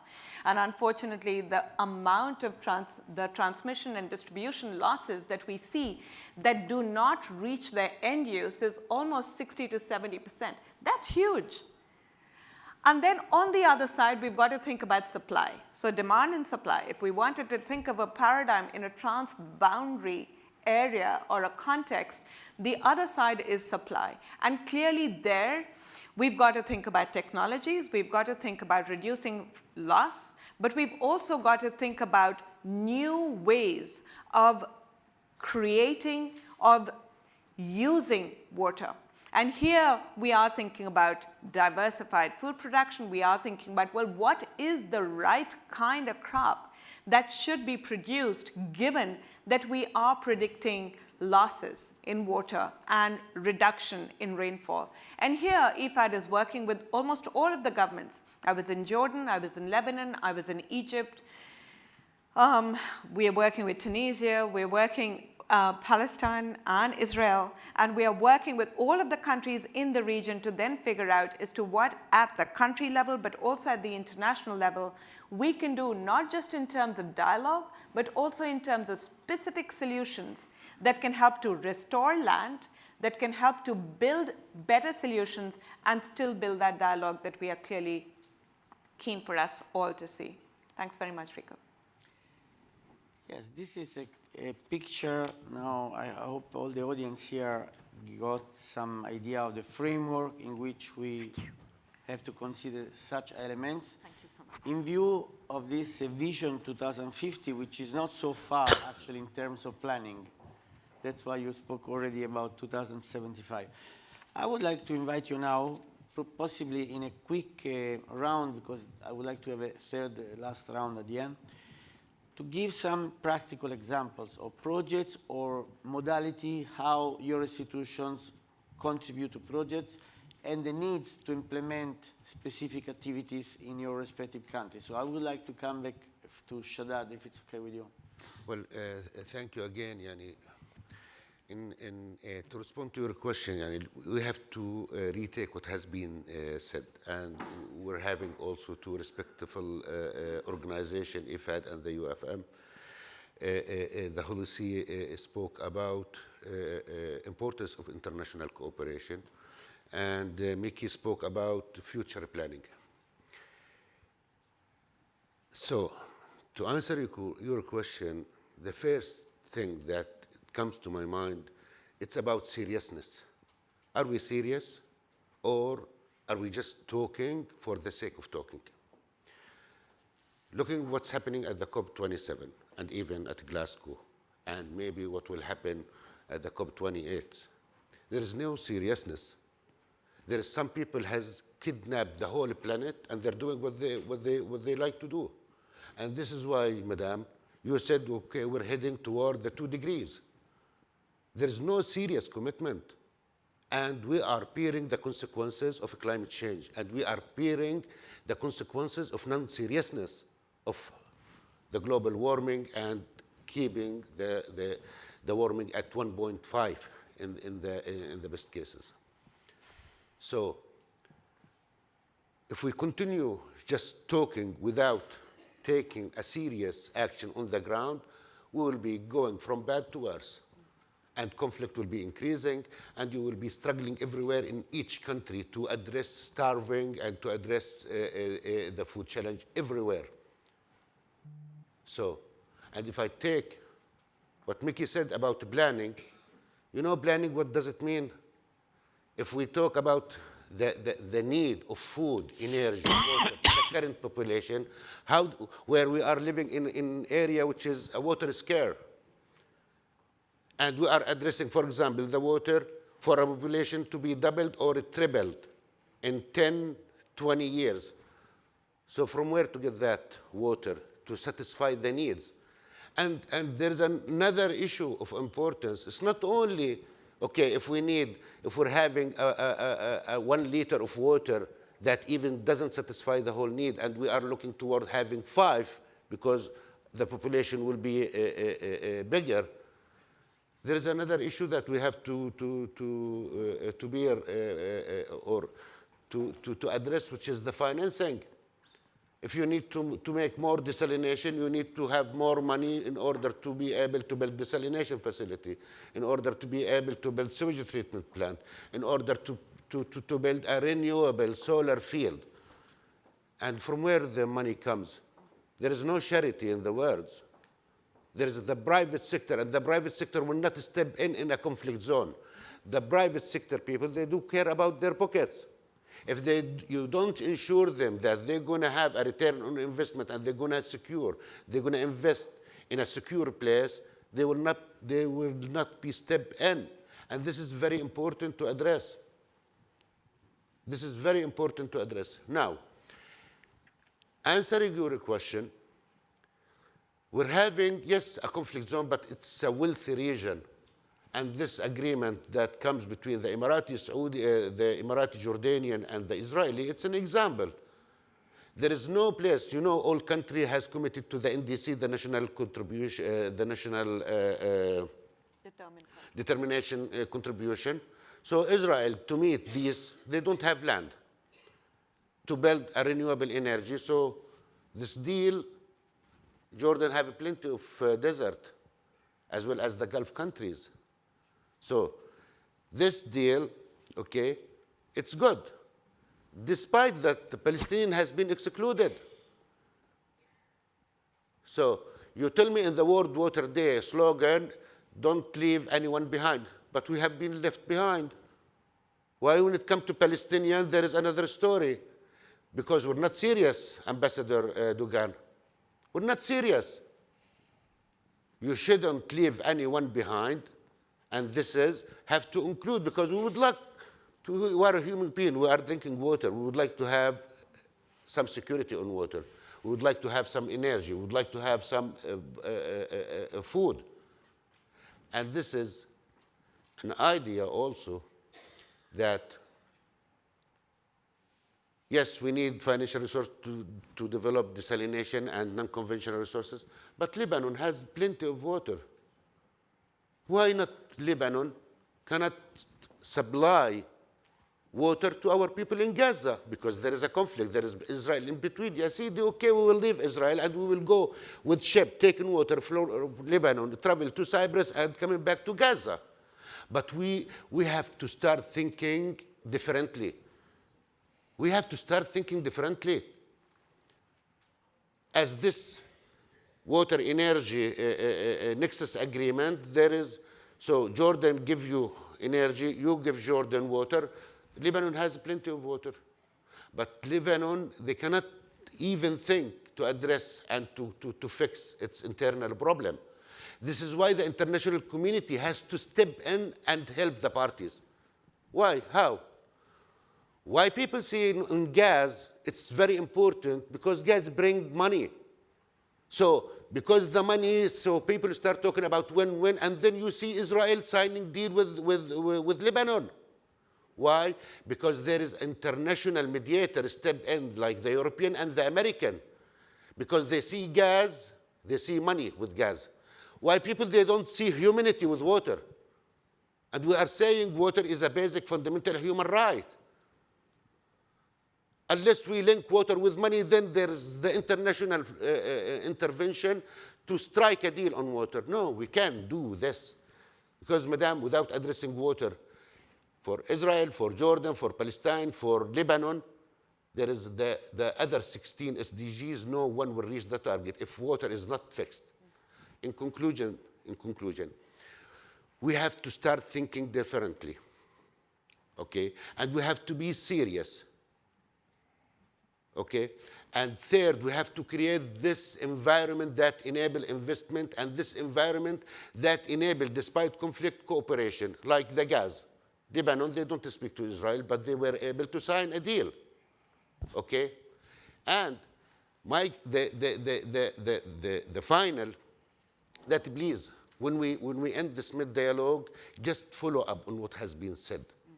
Just try to make a new reality. Try to make a new thing, okay? Build on this dialogue. Build, okay, that we said, we spoke about the 2050, the 2075. Let's take some action, some initiative, second track initiatives by IFAD, by UFM, okay, addressing a component of climate change, of food, of water, of energy. It will work. It will work, as it has worked on the Gas East Mediterranean Forum, as it works between Lebanon and Israel, as the UFM also cover a lot of regional initiatives. And please step in and come. Don't wait until the party comes to you. Please come to the party and propose to them to work. Because we are still not really big mature, but we need a third party to step in and to encourage us to talk, okay? So, sorry if I was long on answering, but this is kind of... No, Shaddad, I think it's clear that it's from the heart, your passionate invitation to seriousness for all of us, all the Mediterranean countries, and especially the last idea you had regarding contribution of a third party to contribute to solve some technical or political problems. I think this can be an appeal, since we are here in the Med Dialogue, to Foreign Minister Tajani, our Italian Foreign Minister, to take into consideration this idea, because maybe in a parallel way, the institutions, the Foreign Ministry, and the civil society that I can represent here in our network can do something in this direction. You know that we had 15 seminars behind closed doors, Israeli-Palestinian seminars, and one of them was devoted to the issue of Gaza with the then Palestinian Minister of Energy and Ambassador Deran, who also came to the Med Dialogues. And one of the problems was the fact that the desalinization has a high energy cost. So one of the ideas, I don't know if it's still relevant, you know better than me, it would be to allow the Palestinians in Gaza to enjoy the Gaza Marine gas sources in order to get this energy to facilitate the use of the desalinization plants that unfortunately they still consume a lot of energy. So I take this idea and I will transfer to all of you and to the Foreign Minister Tajani, because I think Italy has an interest to contribute also with Italian cooperation to solve these problems, because we have the motto that preventing is better than healing. And we have enough of conflict in our region and in Europe, unfortunately, to add new ones. So thank you for your very passionate appeal. We go back to this Holy See that I think also, you want to talk now? Okay, because as you prefer, there is no order. Okay. I'm just following what I wrote, what I saw here. But if you want to answer immediately, please, go on. Okay. I want to share with you the implementation of the vision that we do nowadays to show you that we don't just sit in dialogue sessions. We work in the field, and we incorporate already the climate change into the project that you can see in Israel nowadays. Just, you know, the Sea of Galilee. It used to be the main source of water, and we pump the water from the Sea of Galilee all the way to the south of Israel because there's no water in the south of Israel. Next year, it's going to be the first year, because our calculation on climate change, that we diverse the direction of flow from the center of Israel to the Sea of Galilee. We are going to fill the Sea of Galilee of desalinated water, because we know how important the Sea of Galilee is to the region and also to our neighbors, because we supply to Jordan from the Sea of Galilee. So this is something that we do already. We invested, and it's now going, it's a project now going, we invested $300 million in water supply systems that most of the water that will flow allocated is to the Palestinian Authority. So the other side has also to finance their own water systems, and then they'll get the water. From my understanding, almost 100% of the Palestinian Authority is connected to the grid. And another nice project that we are conducting now, the first time in history that all the east part sewage from Jerusalem is being treated now and goes back to the agriculture. And the Palestinians are connected also to some of the water system, something that we can do. And another idea in the future that we are talking about is exchanging effluents that we reuse. Because the effluents that comes from the Palestinian Authority comes from high topography to low topography in Israel, we can treat it in our land and bring back some of the effluents in other areas, one by one, to the Palestinian Authority if they are willing to reuse. So I think there's a lot of cooperation that is being done today, and we can continue with that in the future. Okay, so now the question is how these three speakers can represent their respective institutions in the direction of helping and contributing, facilitating this cooperation. Unfortunately, we have short time, but I'm sure you can be very short, please. I'll try to do it. Thank you, Rico. And thank you also, John. I mean, I totally agree. I mean, scarcity, efficiency, equity is one of the pillars of managing water, and I would add also solidarity. Solidarity is also another issue quite important, as also was mentioned by all the other speakers. And when we consider the issue of water, we can approach it from different perspectives, not only economic or technical or legal, but also religious or spiritual perspective, cultural perspective, educational perspective.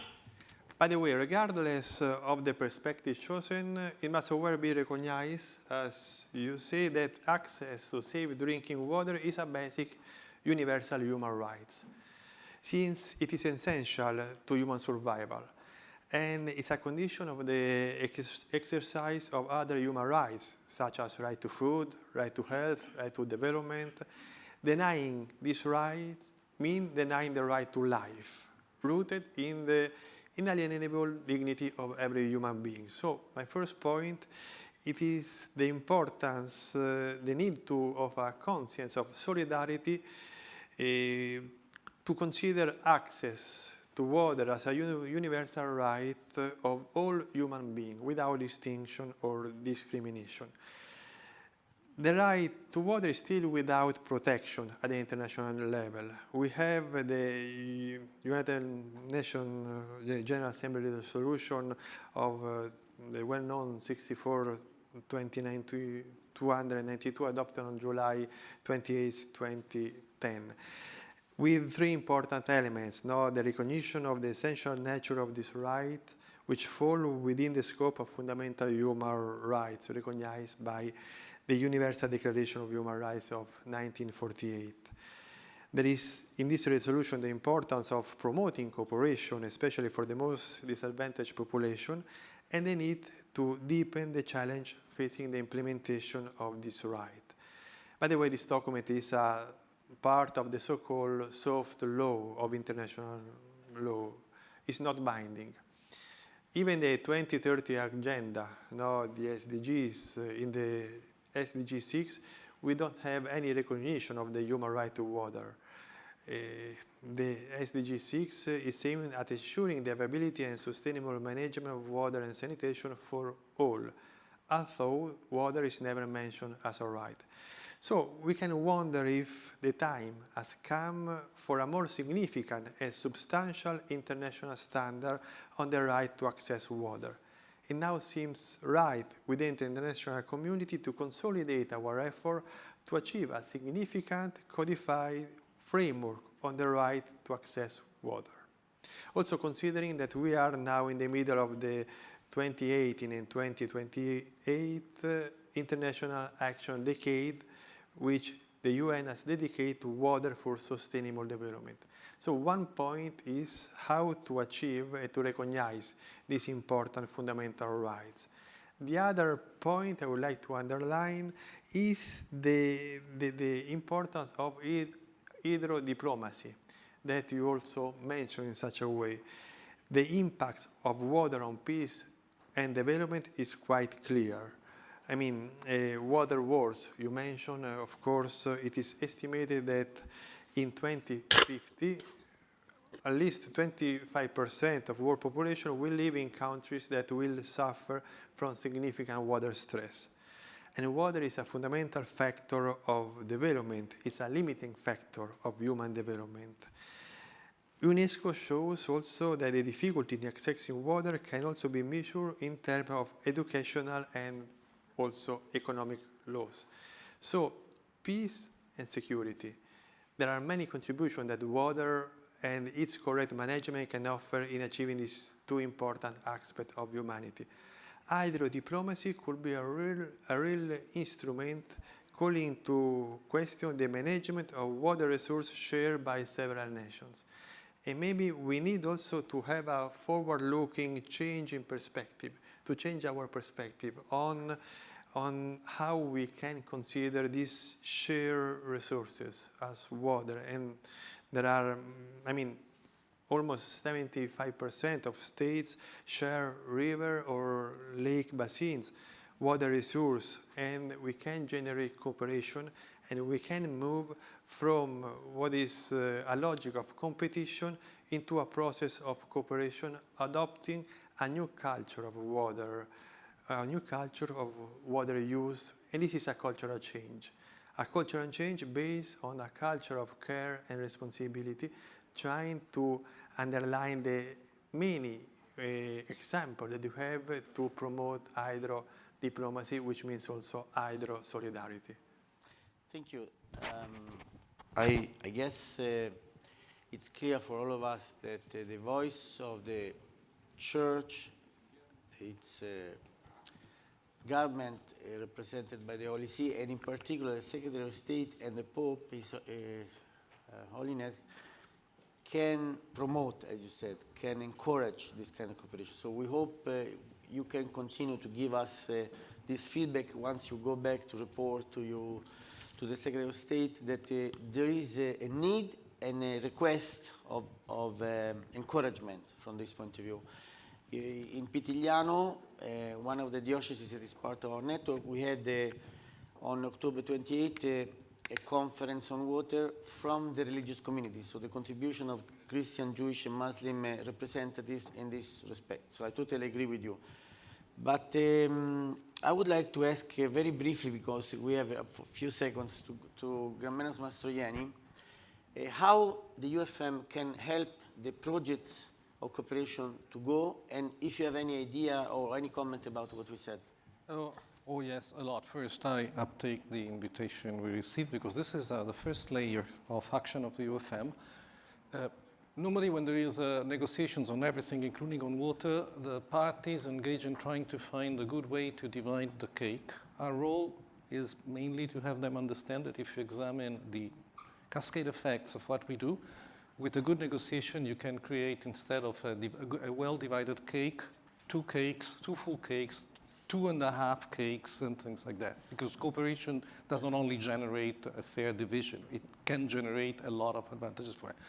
Then we act at another level, which is the projects you mentioned, and I would just say, go and browse our website. I will not, but I would like to speak to you about what we are not doing, because we also work with stakeholders, and we would like to go in that direction. And it's about being fair, and it's about not only thinking top-down infrastructure. Let me just mention the case of Syria. Syria's war crisis has its own historical and political reason, but it was accelerated by climate change. You read it everywhere, 4 years of drought. It was not only 4 years of drought. It was also the fact that The traditional Syrian farm, which is a family farm, doesn't produce much money, but is very resilient because it has a lot of activities. There are olives, goats, orchards, and things like that. Was pushed towards a monoculture of cotton, and cotton drinks a lot of water. Monoculture is good. It creates income, but if the wrong thing arrives for the crop that you've chosen, you have a big problem. And this is why 1.8 million Syrians moved from the countryside to the cities. Attaching to what you said, we have to think also about people, about the value of tradition, about how important it is to have a diet that respects the wisdom of our grandparents, because it was not only the wisdom of poorness, it was the wisdom of interpreting the territory, which is very, very much needed in the region, together with infrastructural projects. And this is why I really look at IFAD. I think we should talk more. Mm-hmm.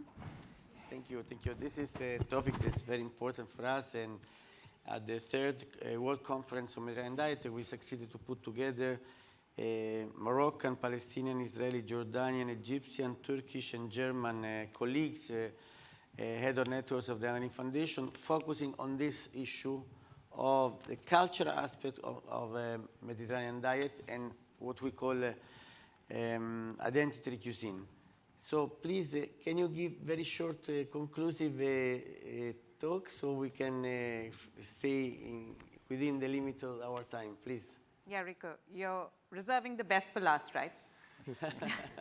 Okay, so thank you. Yes, I'll try and do that. And I don't know how you're seeing this, but the way I'm seeing it evolve is, you know, the Holy See spoke about the importance of having resolutions and the legislations in place so that we can really come together and cooperate. I think what all of the other gentlemen have also spoken about is how do we actualize this on the ground? And this is where IFAD can really help to play a role, and I completely see your point. I definitely think we should speak more. So, for example, currently in the countries in the region, we've got approximately $600 million supporting water currently ongoing. So this is not the entire amount of our investment. We've got $600 million just from IFAD, and that leads to greater co-financing from others, and you spoke about the private sector and bringing them in, but just focused on water, infrastructure, use, management, and supply in the region, ongoing and devoted to the consequences of water as well as the effects that affect water supply. So I do think that because I have just a minute, I'm going to talk about IFAD's role here. IFAD is a UN organization, but we are also what's called an international financing institution, which means that we support governments by investing on the ground. And we don't just provide concessional loans, we don't just provide grants, but we also help to de-risk investments. So whether we are talking about setting up low-emission, climate-resilient infrastructure, or we are talking about assembling finance. We work also, say, with climate and environment organizations which are international, like the Green Climate Fund, with the Global Environment Facility, with the Adaptation Fund, as well as bring together private sector actors. And so we help to assemble finance in different kinds. So there is grant money that comes in, but there's also de-risking resources that come in so that we can make it useful for the private sector to come in and really take forward water-related investments. So we invest in what are called water use associations that are working at the community level, whether that's in Israel, whether that's in Palestine, whether that's in Tunisia, whether that's in Egypt, right? So water use associations. We also work with ICT4D, which is Internet and Communication Technologies for Development, which help us to modulate and moderate the amount of water that is required, but also predict water scarcity. High resolution technologies can help us, as well as precision agriculture, can really help us to modulate the amount of water that is used rather than flooding fields. We also work with bringing in new lands, so reclaiming lands that have earlier been desertified. And that is, you know, the Great Green Wall was mentioned. The Sahel region was mentioned, but one of the lessons that we're taking away is that there is increasing desertification that we are witnessing in the world. How can we stop that, and how can we bring new lands that have been desertified into rangeland management? And then last but not least, I just quickly want to say that I think in this context, the fact that we are going to see a reduction in water supply from 1,000 cubic meters to 600 cubic meters per capita means this problem is very urgent and we need action. Thank you. Thank you, thank you. And as I said, we hope Italy will have a role in this respect. We already launched the idea of a Center for Innovation, Higher Education, and Science Diplomacy on Sustainability in the last years with all the leaders of the Euromed institutions. So we want to deliver this message through probably Ambassador Massolo, the message that Italy can have a role to cooperate in this respect for giving solutions to the region. Thank you.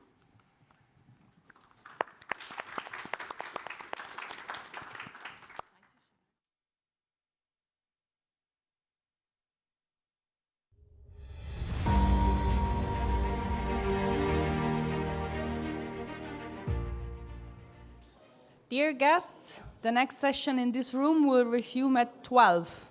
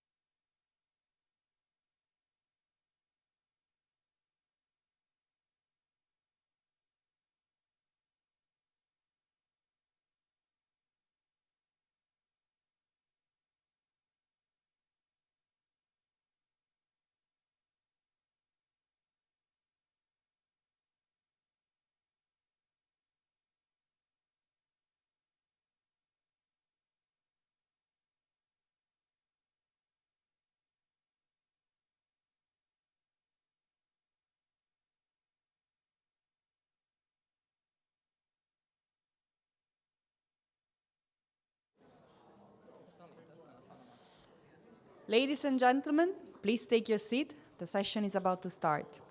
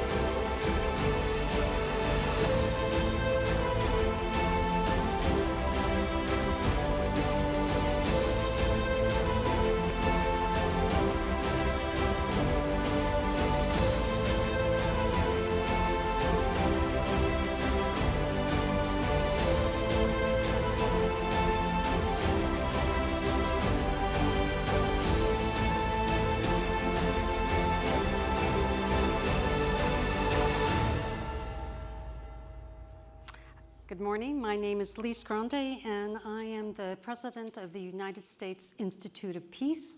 It's a very special part of the U.S. federal government. We were created by Congress in 1984 to help mitigate, prevent, and resolve violent conflict abroad. I'm delighted, privileged to be the moderator of the session with such a distinguished panel. We're part of the Prosperity Dialogues, and this particular session is going to be looking at development in MENA, and the best way of working toward our shared goals of achieving peace and stability, our shared commitment to prosperity, and to security through development across North Africa and the Mediterranean. Achieving these goals has been significantly impacted by COVID and instability in the global markets, particularly the food and energy markets caused by Russia's war of aggression in Ukraine. During this session, we hope to be looking at a series of issues, including how to attract more and better foreign direct investment. We also hope to look at development partnerships, including China's investment in infrastructure, and Europe and the US's continuing focus on investments that unlock national entrepreneurship. We'll also be touching on debt financing and financial technical assistance, and hopefully we'll share our views on the region's status as a front line in the competition between international powers. We have a wonderful panel, and I'm very honored to introduce our colleagues, starting first with His Excellency Yassin El-Mahdi Walid, who currently serves as the Minister of Knowledge, Economy, Startups, and Micro-Enterprises in Algeria. His Excellency was initially appointed to the post of Minister Delegate in 2020 before being promoted to full minister in 2022. Prior to his work in the government, His Excellency founded several startups, including SSH, a company that specializes in cloud solutions for companies, SmartWays, a startup working on logistics and geolocation, and Bright Solutions, an IT company. I'm very pleased to introduce Mr. Lapo Pistelli, who is the Director of Public Affairs for the Italian energy company ENI. Previously, Mr. Pistelli worked at ENI as the Senior Vice President for Strategic Analysis for Business Development and as the Executive Vice President of International Affairs. Prior to his time at ENI, Mr. Pistelli served as a member of the Italian Parliament and the European Parliament. During this time, he was president of the EU South Africa delegation and a member of the Italian delegation to OSCE. That's enough. I had 3 other paragraphs. I'm very pleased to introduce Gelsomina Vigliotti, who is the Vice President of the European Investment Bank, where she focuses on EIB and European Investment Fund cooperation, restructuring, and financing operations in Italy, Malta, Egypt, Israel, Jordan, Lebanon, Libya, Palestine, and Syria. Prior to this position, Ms. Vigliotti served as the Director General of International Financial Relations for Italy's Ministry of Economy and Finance. You're very welcome. And we're very pleased to introduce Tagreed Nafisi, who is the Managing Director of Al Mutattaqwa Brokerage and Investment Company in Jordan. She also serves as the President of the Jordan Forum for Business and Professional Women and as a member of the UN Women's Social Advisory and Consulting Group. In 2007, Tagreed was the first woman to be elected to the board of the Amman Stock Exchange. You're very welcome. Thank you. For our first set of questions, we would like to start with Your Excellency. And we'd like to look at models for investment in North Africa, highlighting the very special experience that Algeria has had. We'd be very interested in your views on the different approaches of investment to driving development. Some international investment models, as we know, give priority to investment. This is very often associated with China's approach. They focus on the electricity grids, the water grids, the transport grids. Other approaches focus on helping to unlock and accelerate private sector development. Thank you very much for giving me this opportunity to share some general remarks regarding investment in the region, in the MENA region, and especially in Algeria and in North Africa. As you know, Algeria, since the actual government have been moving to reform the economy, to diversify the economy, and to sort of get out of the dependence on hydrocarbons. And we are doing this by putting the research, the human capital in the center of all the reforms. We are doing this also by doing some important legal reforms to attract more investors. For example, Algeria have been voting a new investment law, which hopefully will help more and more foreign investment in Algeria, and which offers the most supported guarantees, whether in terms of getting the capital in Algeria or out of Algeria. And we are also putting the freedom of investment in the heart of this new legal framework. Algeria have been also removing the 51 and 49 rule, which hopefully will also encourage a maximum number of investors to come in this important country of the region. As you know, Algeria have been an important energy partner of Europe for decades, and we want to offer much more than just energy for Europe. We want to be a country that offers high added value products. And we are doing this by promoting startups, new technologies, and by investing in a very important way in terms of research and development. Algeria, for example, is currently aiming at reaching the 3% of investment in the research and development from the GDP, which I think will help the current economy and the industry to be more competitive and to offer more added value. We are also reforming other laws, such as the monetary law, to make the capital movement in and out of Algeria more easy. Algeria in the MENA region is also a very important country, although the economic integration between the countries in the MENA region and even in the North African region is still weak. So therefore, I think when you talk about the investment in this region, it cannot be addressed from a regional perspective. I would say it's maybe the best way to analyze the efforts in terms of investment in this region is to look country by country. And when you look at Algeria, I think we have been able to give proofs of our we have been resilient through many economic shocks, whether it is the 2008 economic shock or the current one with the current geopolitical situation. And we are doing, as I said, efforts to go out of the hydrocarbon dependence by, for example, investing in renewable energy, by investing in youth and talents, and by inviting more and more foreign investors to be more actively investing in Algeria.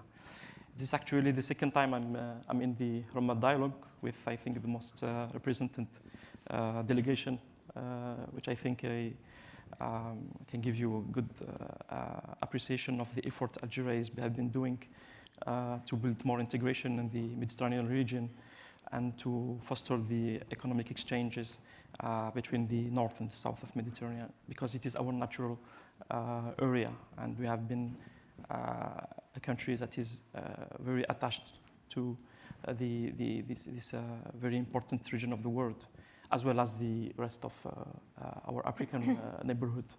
And I think Algeria has been also doing a very important job at keeping the stability of the region, whether it is economic or political or even social.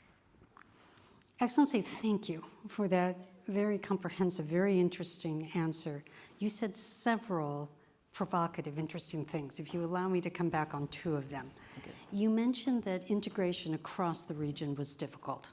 And of course, in other parts of the world, we see very strong regional integration as one of the drivers of creating larger markets. And in fact, driving development overall, not just for one country, but for a neighborhood. And you said harder in North Africa.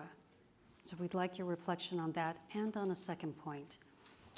Yeah, indeed, the economic integration is different. It's quite different if you compare the North Africa to Europe. But yeah, Algeria have been doing some steady moves in terms of integration, whether it is with the North African countries or with African countries. For example, in the next few days, we will be hosting an important conference which hopefully will help all the African countries to set up institutional instrument to make it easy for startups to grow and to scale up at a regional level. For example, now it is much more harder for a startup that is created in an African country to grow compared to other parts of the world, and especially Europe, where you don't have any geographical barriers, neither also mobility problems, same currency, the same legal framework, the same laws, the same, I would say, economic systems. Africa, it is quite different. In Africa, everyone is talking about the size of the market, but the market itself is really complicated for any companies to approach. And Algeria is doing its best to foster the economic integration with friendly country neighbors like Tunisia, Mali, and Niger, and also with other African countries. But yeah, I think the road to achieve more integration is still very long, and we are at the very beginning of I think, which can be a very long process. The second question that we wanted to get further insight on, you described a model that included foreign direct investment in your infrastructure, a series of reforms that your government is undertaking to unlock entrepreneurship in the private sector domestically. Do you see these two approaches as easy to manage and coordinate? Do you find that sometimes they conflict with each other? As a leading official in your government, how do you handle those two? I think this is a real paradigm shift in Algeria, which, let's be frank, the economic model hasn't been very open to the rest of the world in the past years. But now we are being a very much more open country for the investment. I gave a few examples. For example, removing the 51-49 rule, the new investment law, and also the fact that Algeria is recording actually one of the most interesting growth in terms startups, in terms of money raised by startups, whether it is in the MENA region or also in Africa. So those are, I think, good example of how the Algerian economy is diversifying and how it is currently opening its doors for investors across the world. We want also provide new financial instruments to finance the Algerian economy, which in the past was state-centric. And now we are giving more freedom to the private sector. We have been, for example, changing the commercial law to kind of exit from the classical orthodoxy in terms of company fund formation. Very recently, we have initiated the new forms of companies in which it is possible to measure the intellectual property and in the capital, which is something I think very interesting when we talk about the knowledge economy, knowledge-based economy. And yeah, I think those are interesting signs of the efforts that have been led by the government to open for the foreign investment. Something also very interesting you might consider is that we are doing also quite a good job in terms of gender equality. For example, in terms of startups, we are almost at a gender equality. I mean, the recent statistics or the studies we have been doing in the last 2 years, we had as much female funders as male funders of startups. We are also the first country in the world in terms of female engineers. And in some areas, we have more female engineers than male engineers, which is, I think, something very interesting. We have been also doing an interesting work in terms of youth integration. And I think the fact that there are more and more young people accessing to responsibilities in Algeria is also a good sign. I can give you just as an example, our ministry, the average age is about 29. I'm not saying that I have nothing against old people, but yeah, I think Thank you. In some areas, the fact that we have young people is a very important thing. And today, I think we are witnessing a real paradigm shift in terms of helping young people to access to responsibilities. And I think this is a key point to change the economic model. Mr. Minister, that's very positive. I remember 35 years ago as a young woman in engineering faculties. Okay. I would be one of maybe 2, maybe 3 other women in the entire faculty. So bravo. Wonderful to see this. Thank you. Nina, you sit in a very interesting position and have a chance to look at a variety of investment and development approaches. We earlier, as we were introducing this panel, characterized this region as being on the front line in great power global economic competition. We would be very interested from where you sit, how you see these different approaches, the Chinese approach, the way Europe approaches these questions, the way the US does, and what you think is good about these approaches and what you're worried about, what you would caution us against. Thank you very much, and also thank you very much for inviting to this very interesting panel. Investing in the region, in this part of the world, it's very relevant for many stakeholders, you know, for multilateral development banks, for private investors, and for investors coming from different parts of the world. I mean, if you want that, I focus on the difference that I see within the attitude of the different investors towards the area. I think that it's a different attitude that overall we see also in other parts of the world. And if we look back at the past 2 or 3 decades, we have seen, you know, is a very high interest of China, in particular of China in Africa, also in the region, but also in other parts of the world. And we saw that there was, you know, it's a quite aggressive posture, and I would say aggressive in terms also of financial offers that were provided to these countries. And on the other side, maybe there was a much less attention, on the hosting countries to the conditions which were put under this investment. And what we realized, especially in the least developed countries, that this type of investment could have generated a high debt position in some countries. Not in everyone, but we see that this type of approach to invest in countries without having is a clear strategy can also put the recipient countries in a stressful situation. What we do as a European Investment Bank, as a European investors, and I would like also to say as a G7 investors, because actually this is the discussion about the sustainable investment is something which is very high on the political agenda of the G7, of the European Union. And the approach to invest is an approach which is based on the fundamentals, the economic fundamentals of a country, to see the way in which the investment are part of a strategy, of a plan of the country. It's a mutual partnership, it's a mutual discussion about what are the objectives. But most relevantly, I would say that especially as Europeans, we look very much at the standards under which investment are carried out. It's standards, technical standards, financial standards, human rights standards.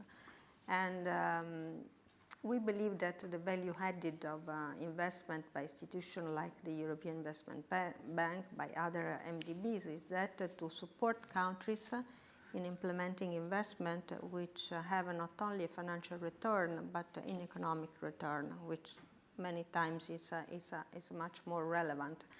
Within the region, as a European Investment Bank, we invest something like 2 billion per year. North Africa and the MENA region. It's one of the regions which is most relevant for the European Union. It's our neighbors, and it's on the other shore of the Mediterranean. And we see there strong ties, a strong partnership, especially after these incredible 3 years in which the world was affected by pandemic, by energy insecurity, food crisis.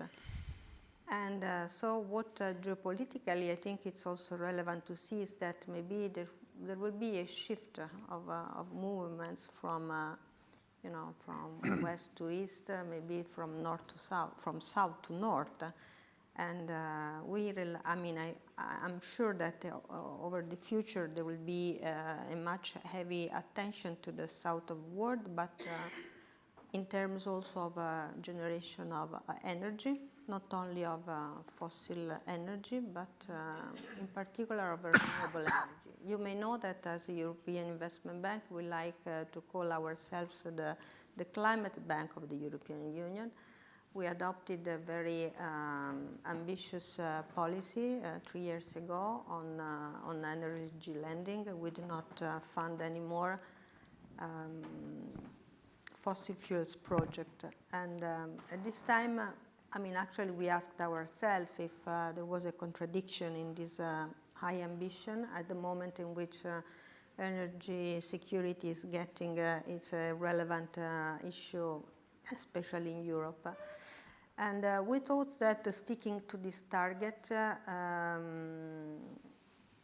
is important, but also economically relevant, since what we think it would be necessary is to accelerate the process for achieving climate neutrality, because on top of the pandemic, of the of the war, the most challenging objective that the world has is that to achieve soon the climate neutrality. And in that regard, I think that the effort of an institution like the European Investment Bank to push for enhance the investment in renewable, in energy efficiency also, because in the end it's not only relevant to to access energy, but also to ensure way to save energy and to use less energy. And now there are a lot of opportunities to save energy. And for instance, in the MENA region, we are very much engaged in the production of renewables, since we know that it's a part of the world where there is huge opportunities in this field. But also we are very active in sectors like, for instance, transportation. You know that, for instance, we are talking about areas where there's a congestion of traffic, and we invest a lot also in railways, in a way to decongest traffic within the region. And if I can also say a word about the regional integration, I think that this is a very important topic. I very much agree with the minister on what are the constraints, for impeding this type of integration. But in the end, I mean, at least some phenomena that I'm witnessing these days is that there is some sort of climate diplomacy, which is trying to put together countries which in the past maybe didn't used to work together. And the energy security, the climate challenge is something where we see that there is an increasing partnership between, for instance, Gulf countries, some countries in the MENA, also with Israel, also between Israel and Palestine. For instance, we are working very much there to try to push for investment, joint investment between Israel, Palestine, other countries, other private sectors, because we believe very much that this could be an important driver also for development, but also for peace and stability within the region. Gelsomina, you said something very interesting when you were talking about, if not an inversion, a perceptible pivot and shift in the balance of the relationship between North and South, with a pivot toward South to North, West to East with a pivot toward East to West. When you look at the energy sector and the massive investments that would be required for a diversification of the sources of European energy toward MENA, and the cost of the investment to ensure that happens, and knowing that heretofore, a significant part of that investment has come from the East, has come from China. How do you see this development? Do you see China as a partner, a competitor, perhaps something else? When my experience is that when you work within a country, I mean, you have to enter into partnership with the investors who are in the countries, and in the end, the development process is something which is driven by the governments within the countries. So, I firmly believe that in the end, what is important is that if foreign investors go to a country, I mean, there should be someone on the driving seat. And to me, the government is on the driving seat. But I mean, for investors like MDBs, like for instance the European Investment Bank, where we go there, and I would like also to recall that the European Investment Bank, our shareholders are the European Union governments, So, we are there also to promote the objectives of the European Union. And if, when we think about China, we think to the Belt and Road projects, which is this worldwide project. We have also in Europe this gateway project, which is the idea to invest in connectivity all around the world. And I said before, offering opportunities which are integrated within an economic and a policy strategy, where in particular, investment are soundly grounded on standards which can be verified, certified, and that in the end, they go in for the benefit of the final beneficiaries. So I think that, this approach can be successful, in particular because there are experiences in countries where we have seen that investment which have not been,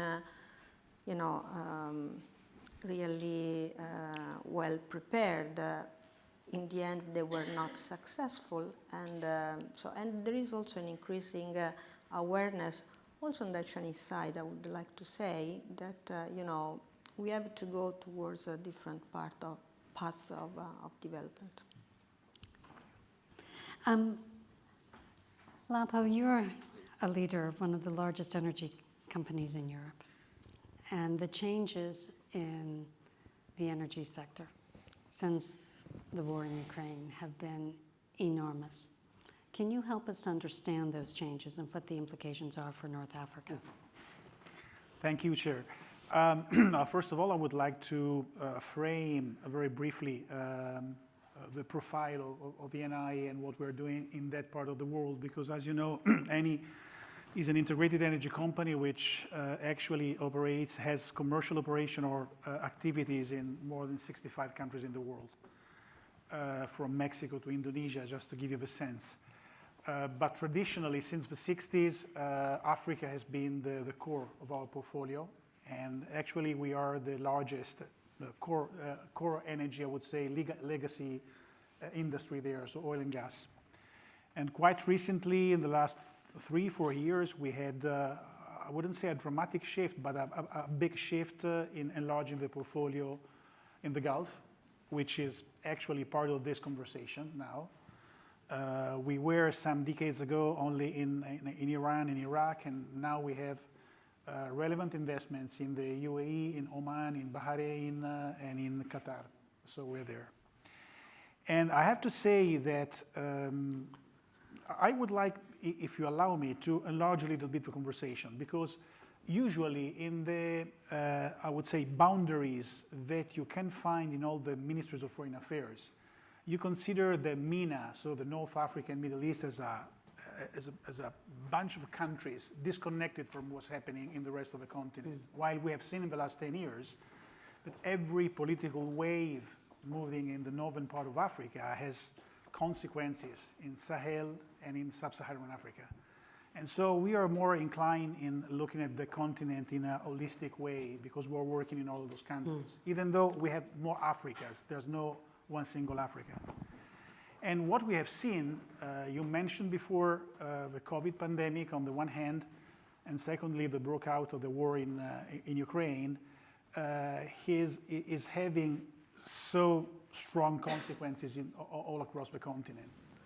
Food crisis, the crops coming from Russia and Ukraine, but also in terms of climate and emissions, that during the COVID pandemic, we had the only single year in the last 15 years with less emission globally, but just because of the complete disruption of all global value chain and so on. But because of the two crises together, we are also looking, and I'm very worried about that we are really lagging behind if you consider SDGs number 7 and the target to give access to clean and affordable energy by 2030, not by 2050 being climate neutral, but by 2030 giving access to Africa, basically. And we still have 700 million people with no access to energy in Africa, sub-Saharan Africa. And I'm so sorry to say that given the kind of module to find basic energy, collecting biomasses, in sub-Saharan Africa, this is a slap in the face in terms of women empowerment. Because you know that women in sub-Saharan Africa are spending 4-5 hours a day in collecting biomasses. And not talking about the 400,000 deaths related to diseases, pneumonia, and all that it is implied by collecting and burning biomasses. So I look at the picture from this point of view, which is, allow me to say that, broader. That said, I'd like to say that in terms of the MENA countries, that this part of the world is so relevant to us. In the Med Basin, we have traditionally something like between 45 and 50% of our reserve production and investment. Just to give you a sense, I mean, the Algerian minister knows very well, in the next 5 years, we are going to invest in Algeria, only in Algeria, more than $4 billion, only in Algeria. The couple of years after, when we discovered Zohr, offshore Egypt, for 2 years in a row, Eni was the third largest private investor in Africa globally, because that development project was so big, so huge. So, I mean, we are there. We are there, and we are also making, as I told before, relevant investment in the Gulf, UAE leading among all of the others. So what I would like to put in the conversation, I was anticipating this point to Gelsomina before jumping on stage. I just came back, like many others, from the COP27. And I was positively impressed by the call to action that was written on every wall in Sharm el-Sheikh, that, as you know, was together through implementation. So the magic formula this year has been implementation. Because, you know, when you're working on energy, either traditional energy, oil and gas, from the seismic exploration, production, development, and so on, or when you're working in renewables, this is not a short-term cycle, it's a long-term cycle. I keep joking by saying usually that when you decide to step into a country, it's like a Catholic marriage with no divorce. You are there for 40 years, unless you have a revolution, a coup d'etat, or something like. Or so become a Protestant. You know, so you need to be rooted. And rooted means not only investing and producing and developing the domestic market, but it's also something that is relevant in terms of human capital training, technology transfer, sustainability in the sense of a relation with local communities and not only with central government. Is something really big. And when you do this job in this way, you are also actually de-risking your investment, because the connection, the friendship, the partnership with the country is so strong that you're not linked to the political cycles, the up and down of what's happening in a single country. But because I'm saying that, why I'm saying that? Because I noticed some assessment after the COP27 that were saying, oh, look, this time we didn't make any new announcement about targets. Energy is a long-term cycle. Either you produce or you invest on infrastructure. So it's quite insane to believe that you can announce new targets year by year. It's a matter of implementation of what you decided before.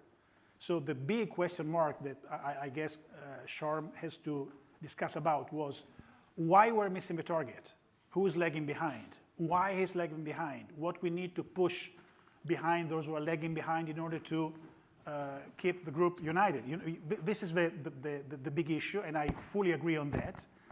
And on the other hand, we all listened yesterday. I mean, I was very impressed by the opening speech from the president of Niger, who said very clearly, look, guys, we have a number of, I would say, conceptual framework, rhetoric announcement, I'll keep it very low profile, political blah, blah, blah.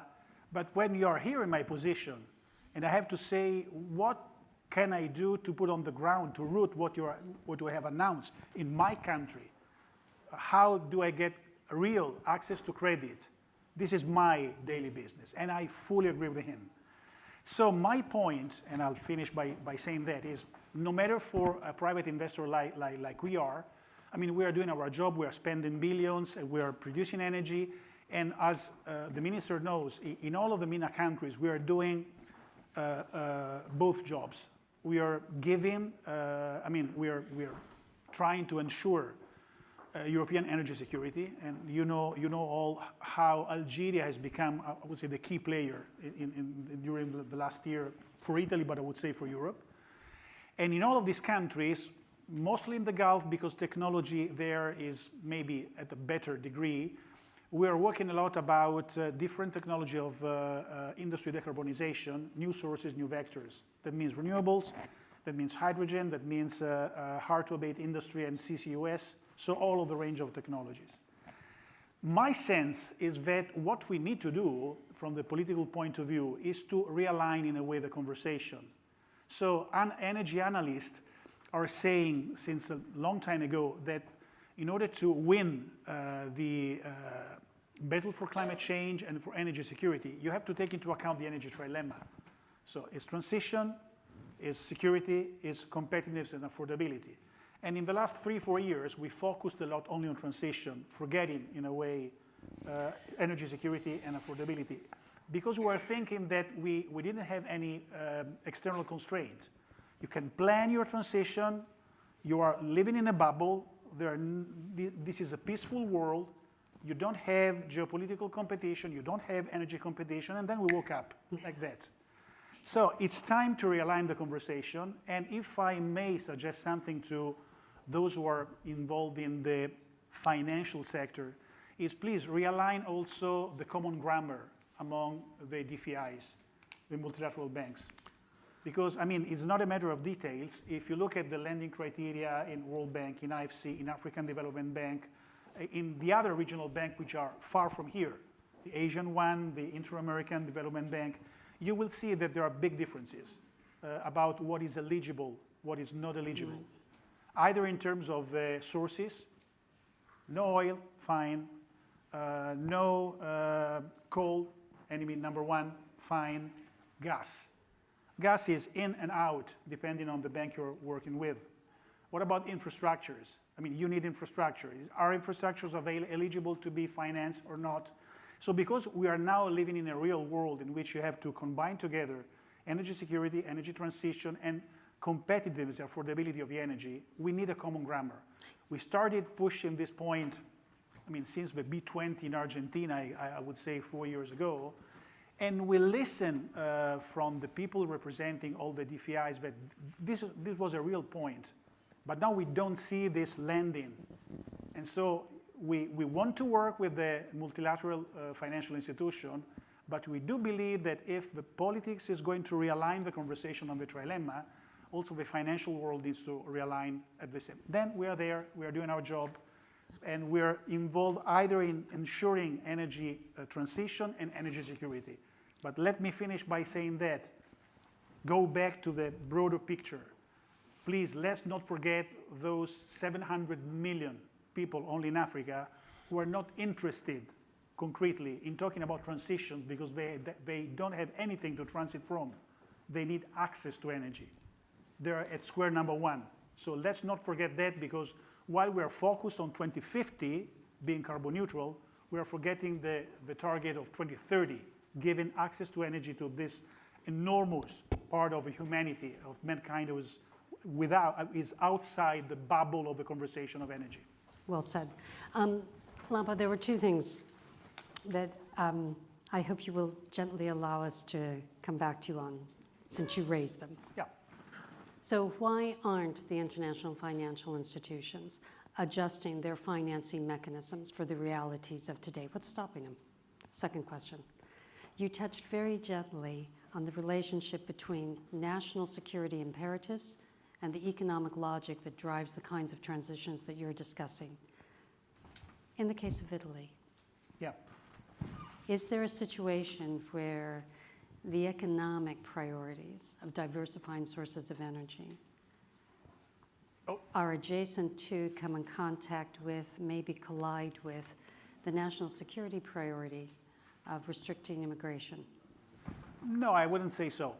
So very briefly, how can we help or support or understand the conversation happening in the DFI's world? I mean, usually this kind of banks, but also the EIB is on the same line.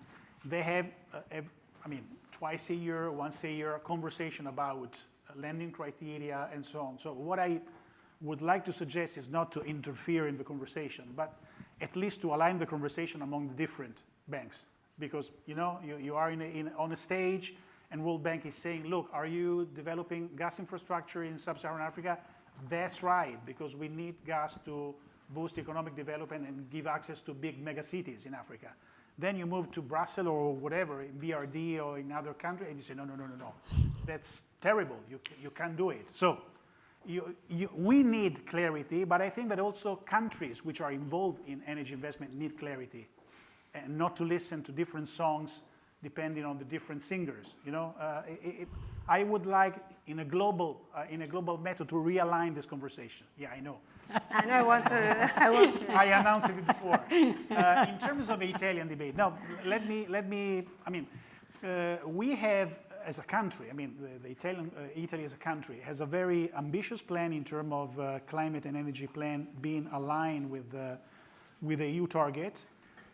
You all know, at least those who live here in Italy, that Italy has no, I would say, relevant positions in its energy mix in coal, and not because of the international conversation. We decided to quit from coal some years ago. So there's, as ENI, we have never been involved in coal, but there's a small portion, and we made maybe a tough decision twice through a referendum to not being involved in nuke. Even though Enrico Fermi has created the nuclear energy in 1934, and we have been teaching nuclear industry and technology for several decades in this country, but we are not there. So we need to rely on renewables and gas. This is the mix. And the real problem is that it's not only the case of Italy. I would say most of European countries are completely or heavily dependent on foreign supplies. In terms of oil and gas, firstly, there is a conversation that keeps saying, look, we are the first in class in terms of renewables. That's true, but renewables in terms of power generation. And people tend to forget that power generation is only the 30% of the global energy, of the primary energy demand. Then you have industry, civil uses, transportations, and others. So if you consider the 35% of renewable being part of the mix, but of the power generation, but then you compare with the primary energy demand, that percentage goes to 5%. So you're still depending on 95% of other sources. So the big issue is how you, even in this case, you reconcile the narrative. Last sentence. No issue. We were, very happy and keen in coping with our government and also with the EU Commission, giving ideas, gas saving reduction plan, joint purchasing, a common action vis-a-vis the foreign suppliers. This is our job, and we're doing that. I would like to say it's really could be I would say a watershed. That finally the Med Basin is not only an argument for talking about migration and turmoil. That was one of the headlines in Med some years ago. We fully understood that Africa has water southward, water eastward, water westward, and Europe here. And the Med Basin is a small lake. So a part of the destiny of this continent of Europe is linked to Africa. It's time to wake up and to understand that we have to talk about Africa with a positive narrative and not talking only about the problems that are coming from Africa. Lapo, thank you. Tagreed, with your permission, I'm going to ask Gelsomina to respond to Lapo's touche. No, actually, we started this conversation with Lapo before starting the panel. So, and rightly so. I mean, I said that while I was intervening, is that we asked ourselves, what about our targets? Are these targets still alive in front of a crisis like this? And our answers was yes, since we believe that our value added as a European Investment Bank is that to provide additional resources for investing in renewable, for investing in energy efficiency. I mean, if you look at the number which were provided by the European Commission under the Repower EU program, where there is this table, they say that there are investment needed for 300 billion for 2030, and most of them in the first years. I mean, the major part of the investments are necessary for energy efficiency, for renewable. On the infrastructure, I think it's 10 billion out of 300. So, and also we strongly believe that we have to invest in the technological processes which can accelerate the transition. So this is a clear choice, and the differences between the multilateral development banks. I mean, multilateral development banks, they have different shareholders. Within the European Investment Bank, we have European shareholders, and there is a fully commitment to be aligned to the Paris Agreement. In other banks, this type of alignment is interpreted differently. You know, we work together. We work together according to our comparative advantages, and I'm pretty sure that governments are very aware of what are the differences and how this institution can work together. Let me just finish by saying about the square one. For those countries who do not have access to energy, I mean, paradoxically, to them it would be not easier, but it would be possible for them to leapfrog maybe some stages where we went through, other countries went through. And so if in those countries where there isn't access to energy, I mean, if we can start by exploiting the natural resources that can have in terms of you know, clean energy, that would be very, very important. And I think that all the efforts should be there to, you know, to support this type of process. Agreed.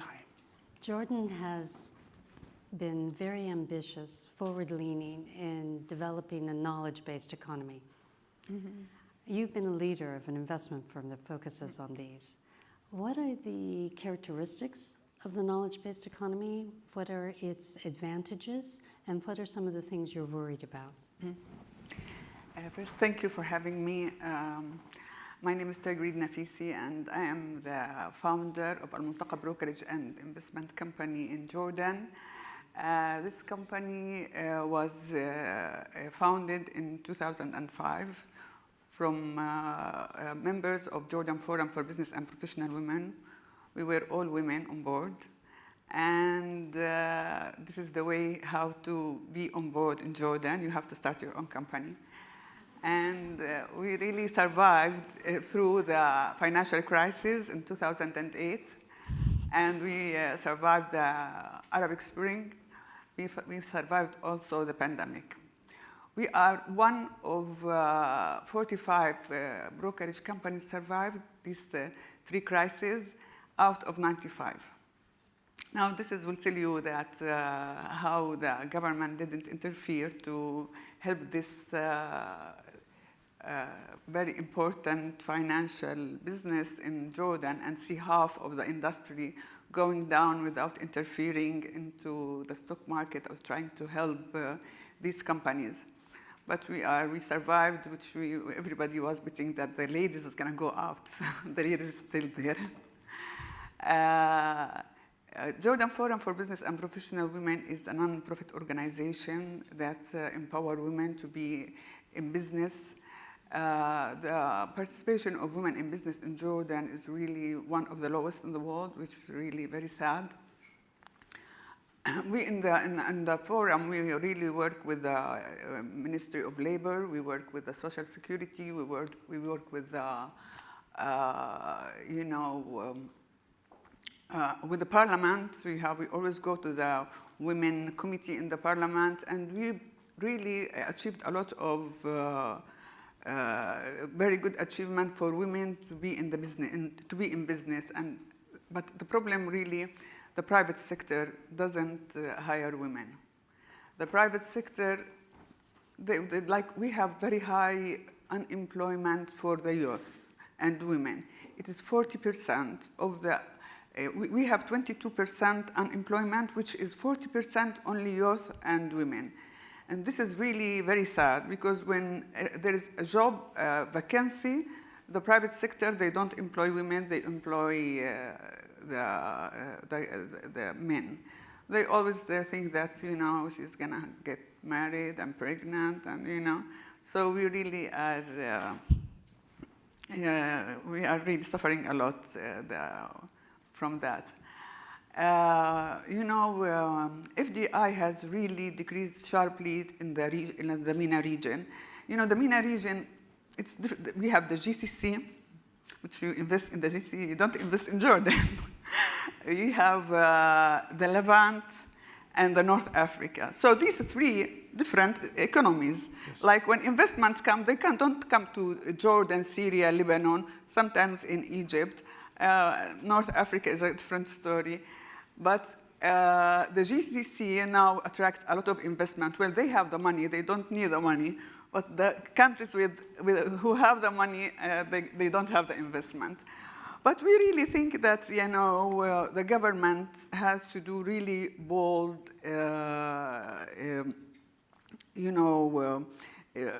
reforms to attract investment into the country. First of all, we think improvement, the clarity of and transparency. What we were talking about, transparency is very important. Authorities have wide discretion to determine incentives, who will get the incentives, and what kind of incentives it will get.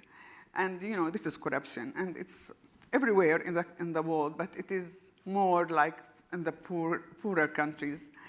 I was in Vietnam 20 years after the war is finished. And I was shocked by the prosperity, and the economy was doing very well. The GDP was 9%, and I asked the guy how did you achieve all of that? He said, we fought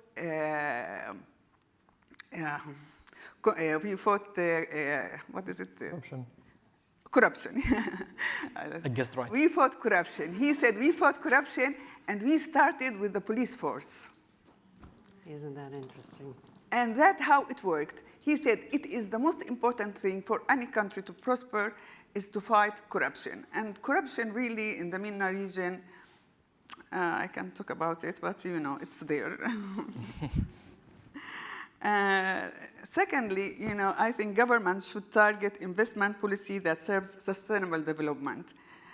Do you know that 27% of the whole MENA region unemployment is the youth? And this is double of the worldwide average. So a decade since the spark of the Arab Spring, the MENA region countries suffered from limited creation of jobs. Youth face idleness and unemployment. And for those who find jobs, informality awaits. Somebody, this guy, or you don't know this guy. Few women attempt to enter the world of work at all. Because, the salaries doesn't really attract women to leave her husband and her children and to bring somebody to take care of the house. Salaries, are not good enough in the MENA region that the women will join the workforce. To change this reality, the state must reshape the relationship towards the markets, workers, and women. Investment were concentrated in sectors which has not sufficiently advanced the creation of economic diversification, nor have supported the growth of small and medium enterprise, like real estate and construction, as well as industries. We can see this as well as light industries. We can see this, very obvious really in Egypt. Egypt spent a lot of money in construction, building highways, building high-rising buildings, you see, and unemployment is getting higher and higher because these kind of projects, they don't create employment and jobs. Thirdly, government should target reform to boost competition within the private sectors. MENA economies impose restrictions on foreign investors' entry and operations, particularly in the service sector, such as transport and distribution. This hinders competition in these sectors and hold back potential productivity gains through the economic. You were talking about transportation, they don't want the foreign investors to come and compete with the private sector, but this is not helping the private sector. The private sector has to see the other side, has to see how business is being achieved. A lot of regulations, and every time they change the regulations to attract investors. And we don't see any change, really. And we don't see investors coming to Jordan, to Syria, to Lebanon, to the North Africa. You invest in the Nigeria because they have the oil, and the GCC countries also. They're all rich countries. So finally, strengthen good governance to deliver better investment policy. Government should set up proper monitoring and evaluation mechanism of planned reforms to protect and improve transparency and social trust between citizens and their governments. We don't have really trust between the citizens and the government. We don't have trust at all. People always have that in any taxes they want to pay, or they think that the government doesn't deserve that we pay this tax. There is always mistrust. And like I have this brokerage company, and if I do something really illegal, not illegal, like a mistake or something, they come and they investigate as if you are a criminal. There is no trust at all. And I think this is one of the major problems in the MENA region, to build the trust between the government and the private business. Agreed. We're at the end of our session, but you said something that all of us will remember.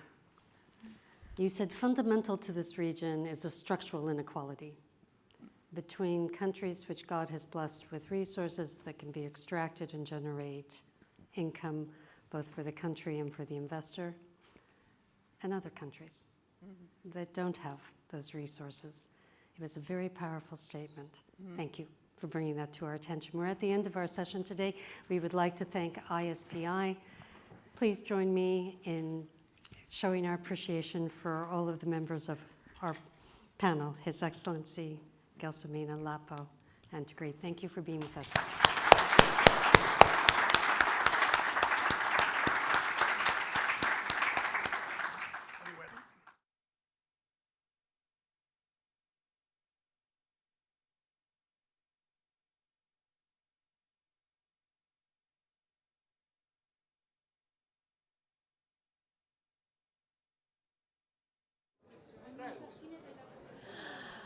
Dear guests, signore e signori, the section here in Farnese room is finished, but please check out parallel sessions still running in Fernandez and Ruspoli rooms. Thank you.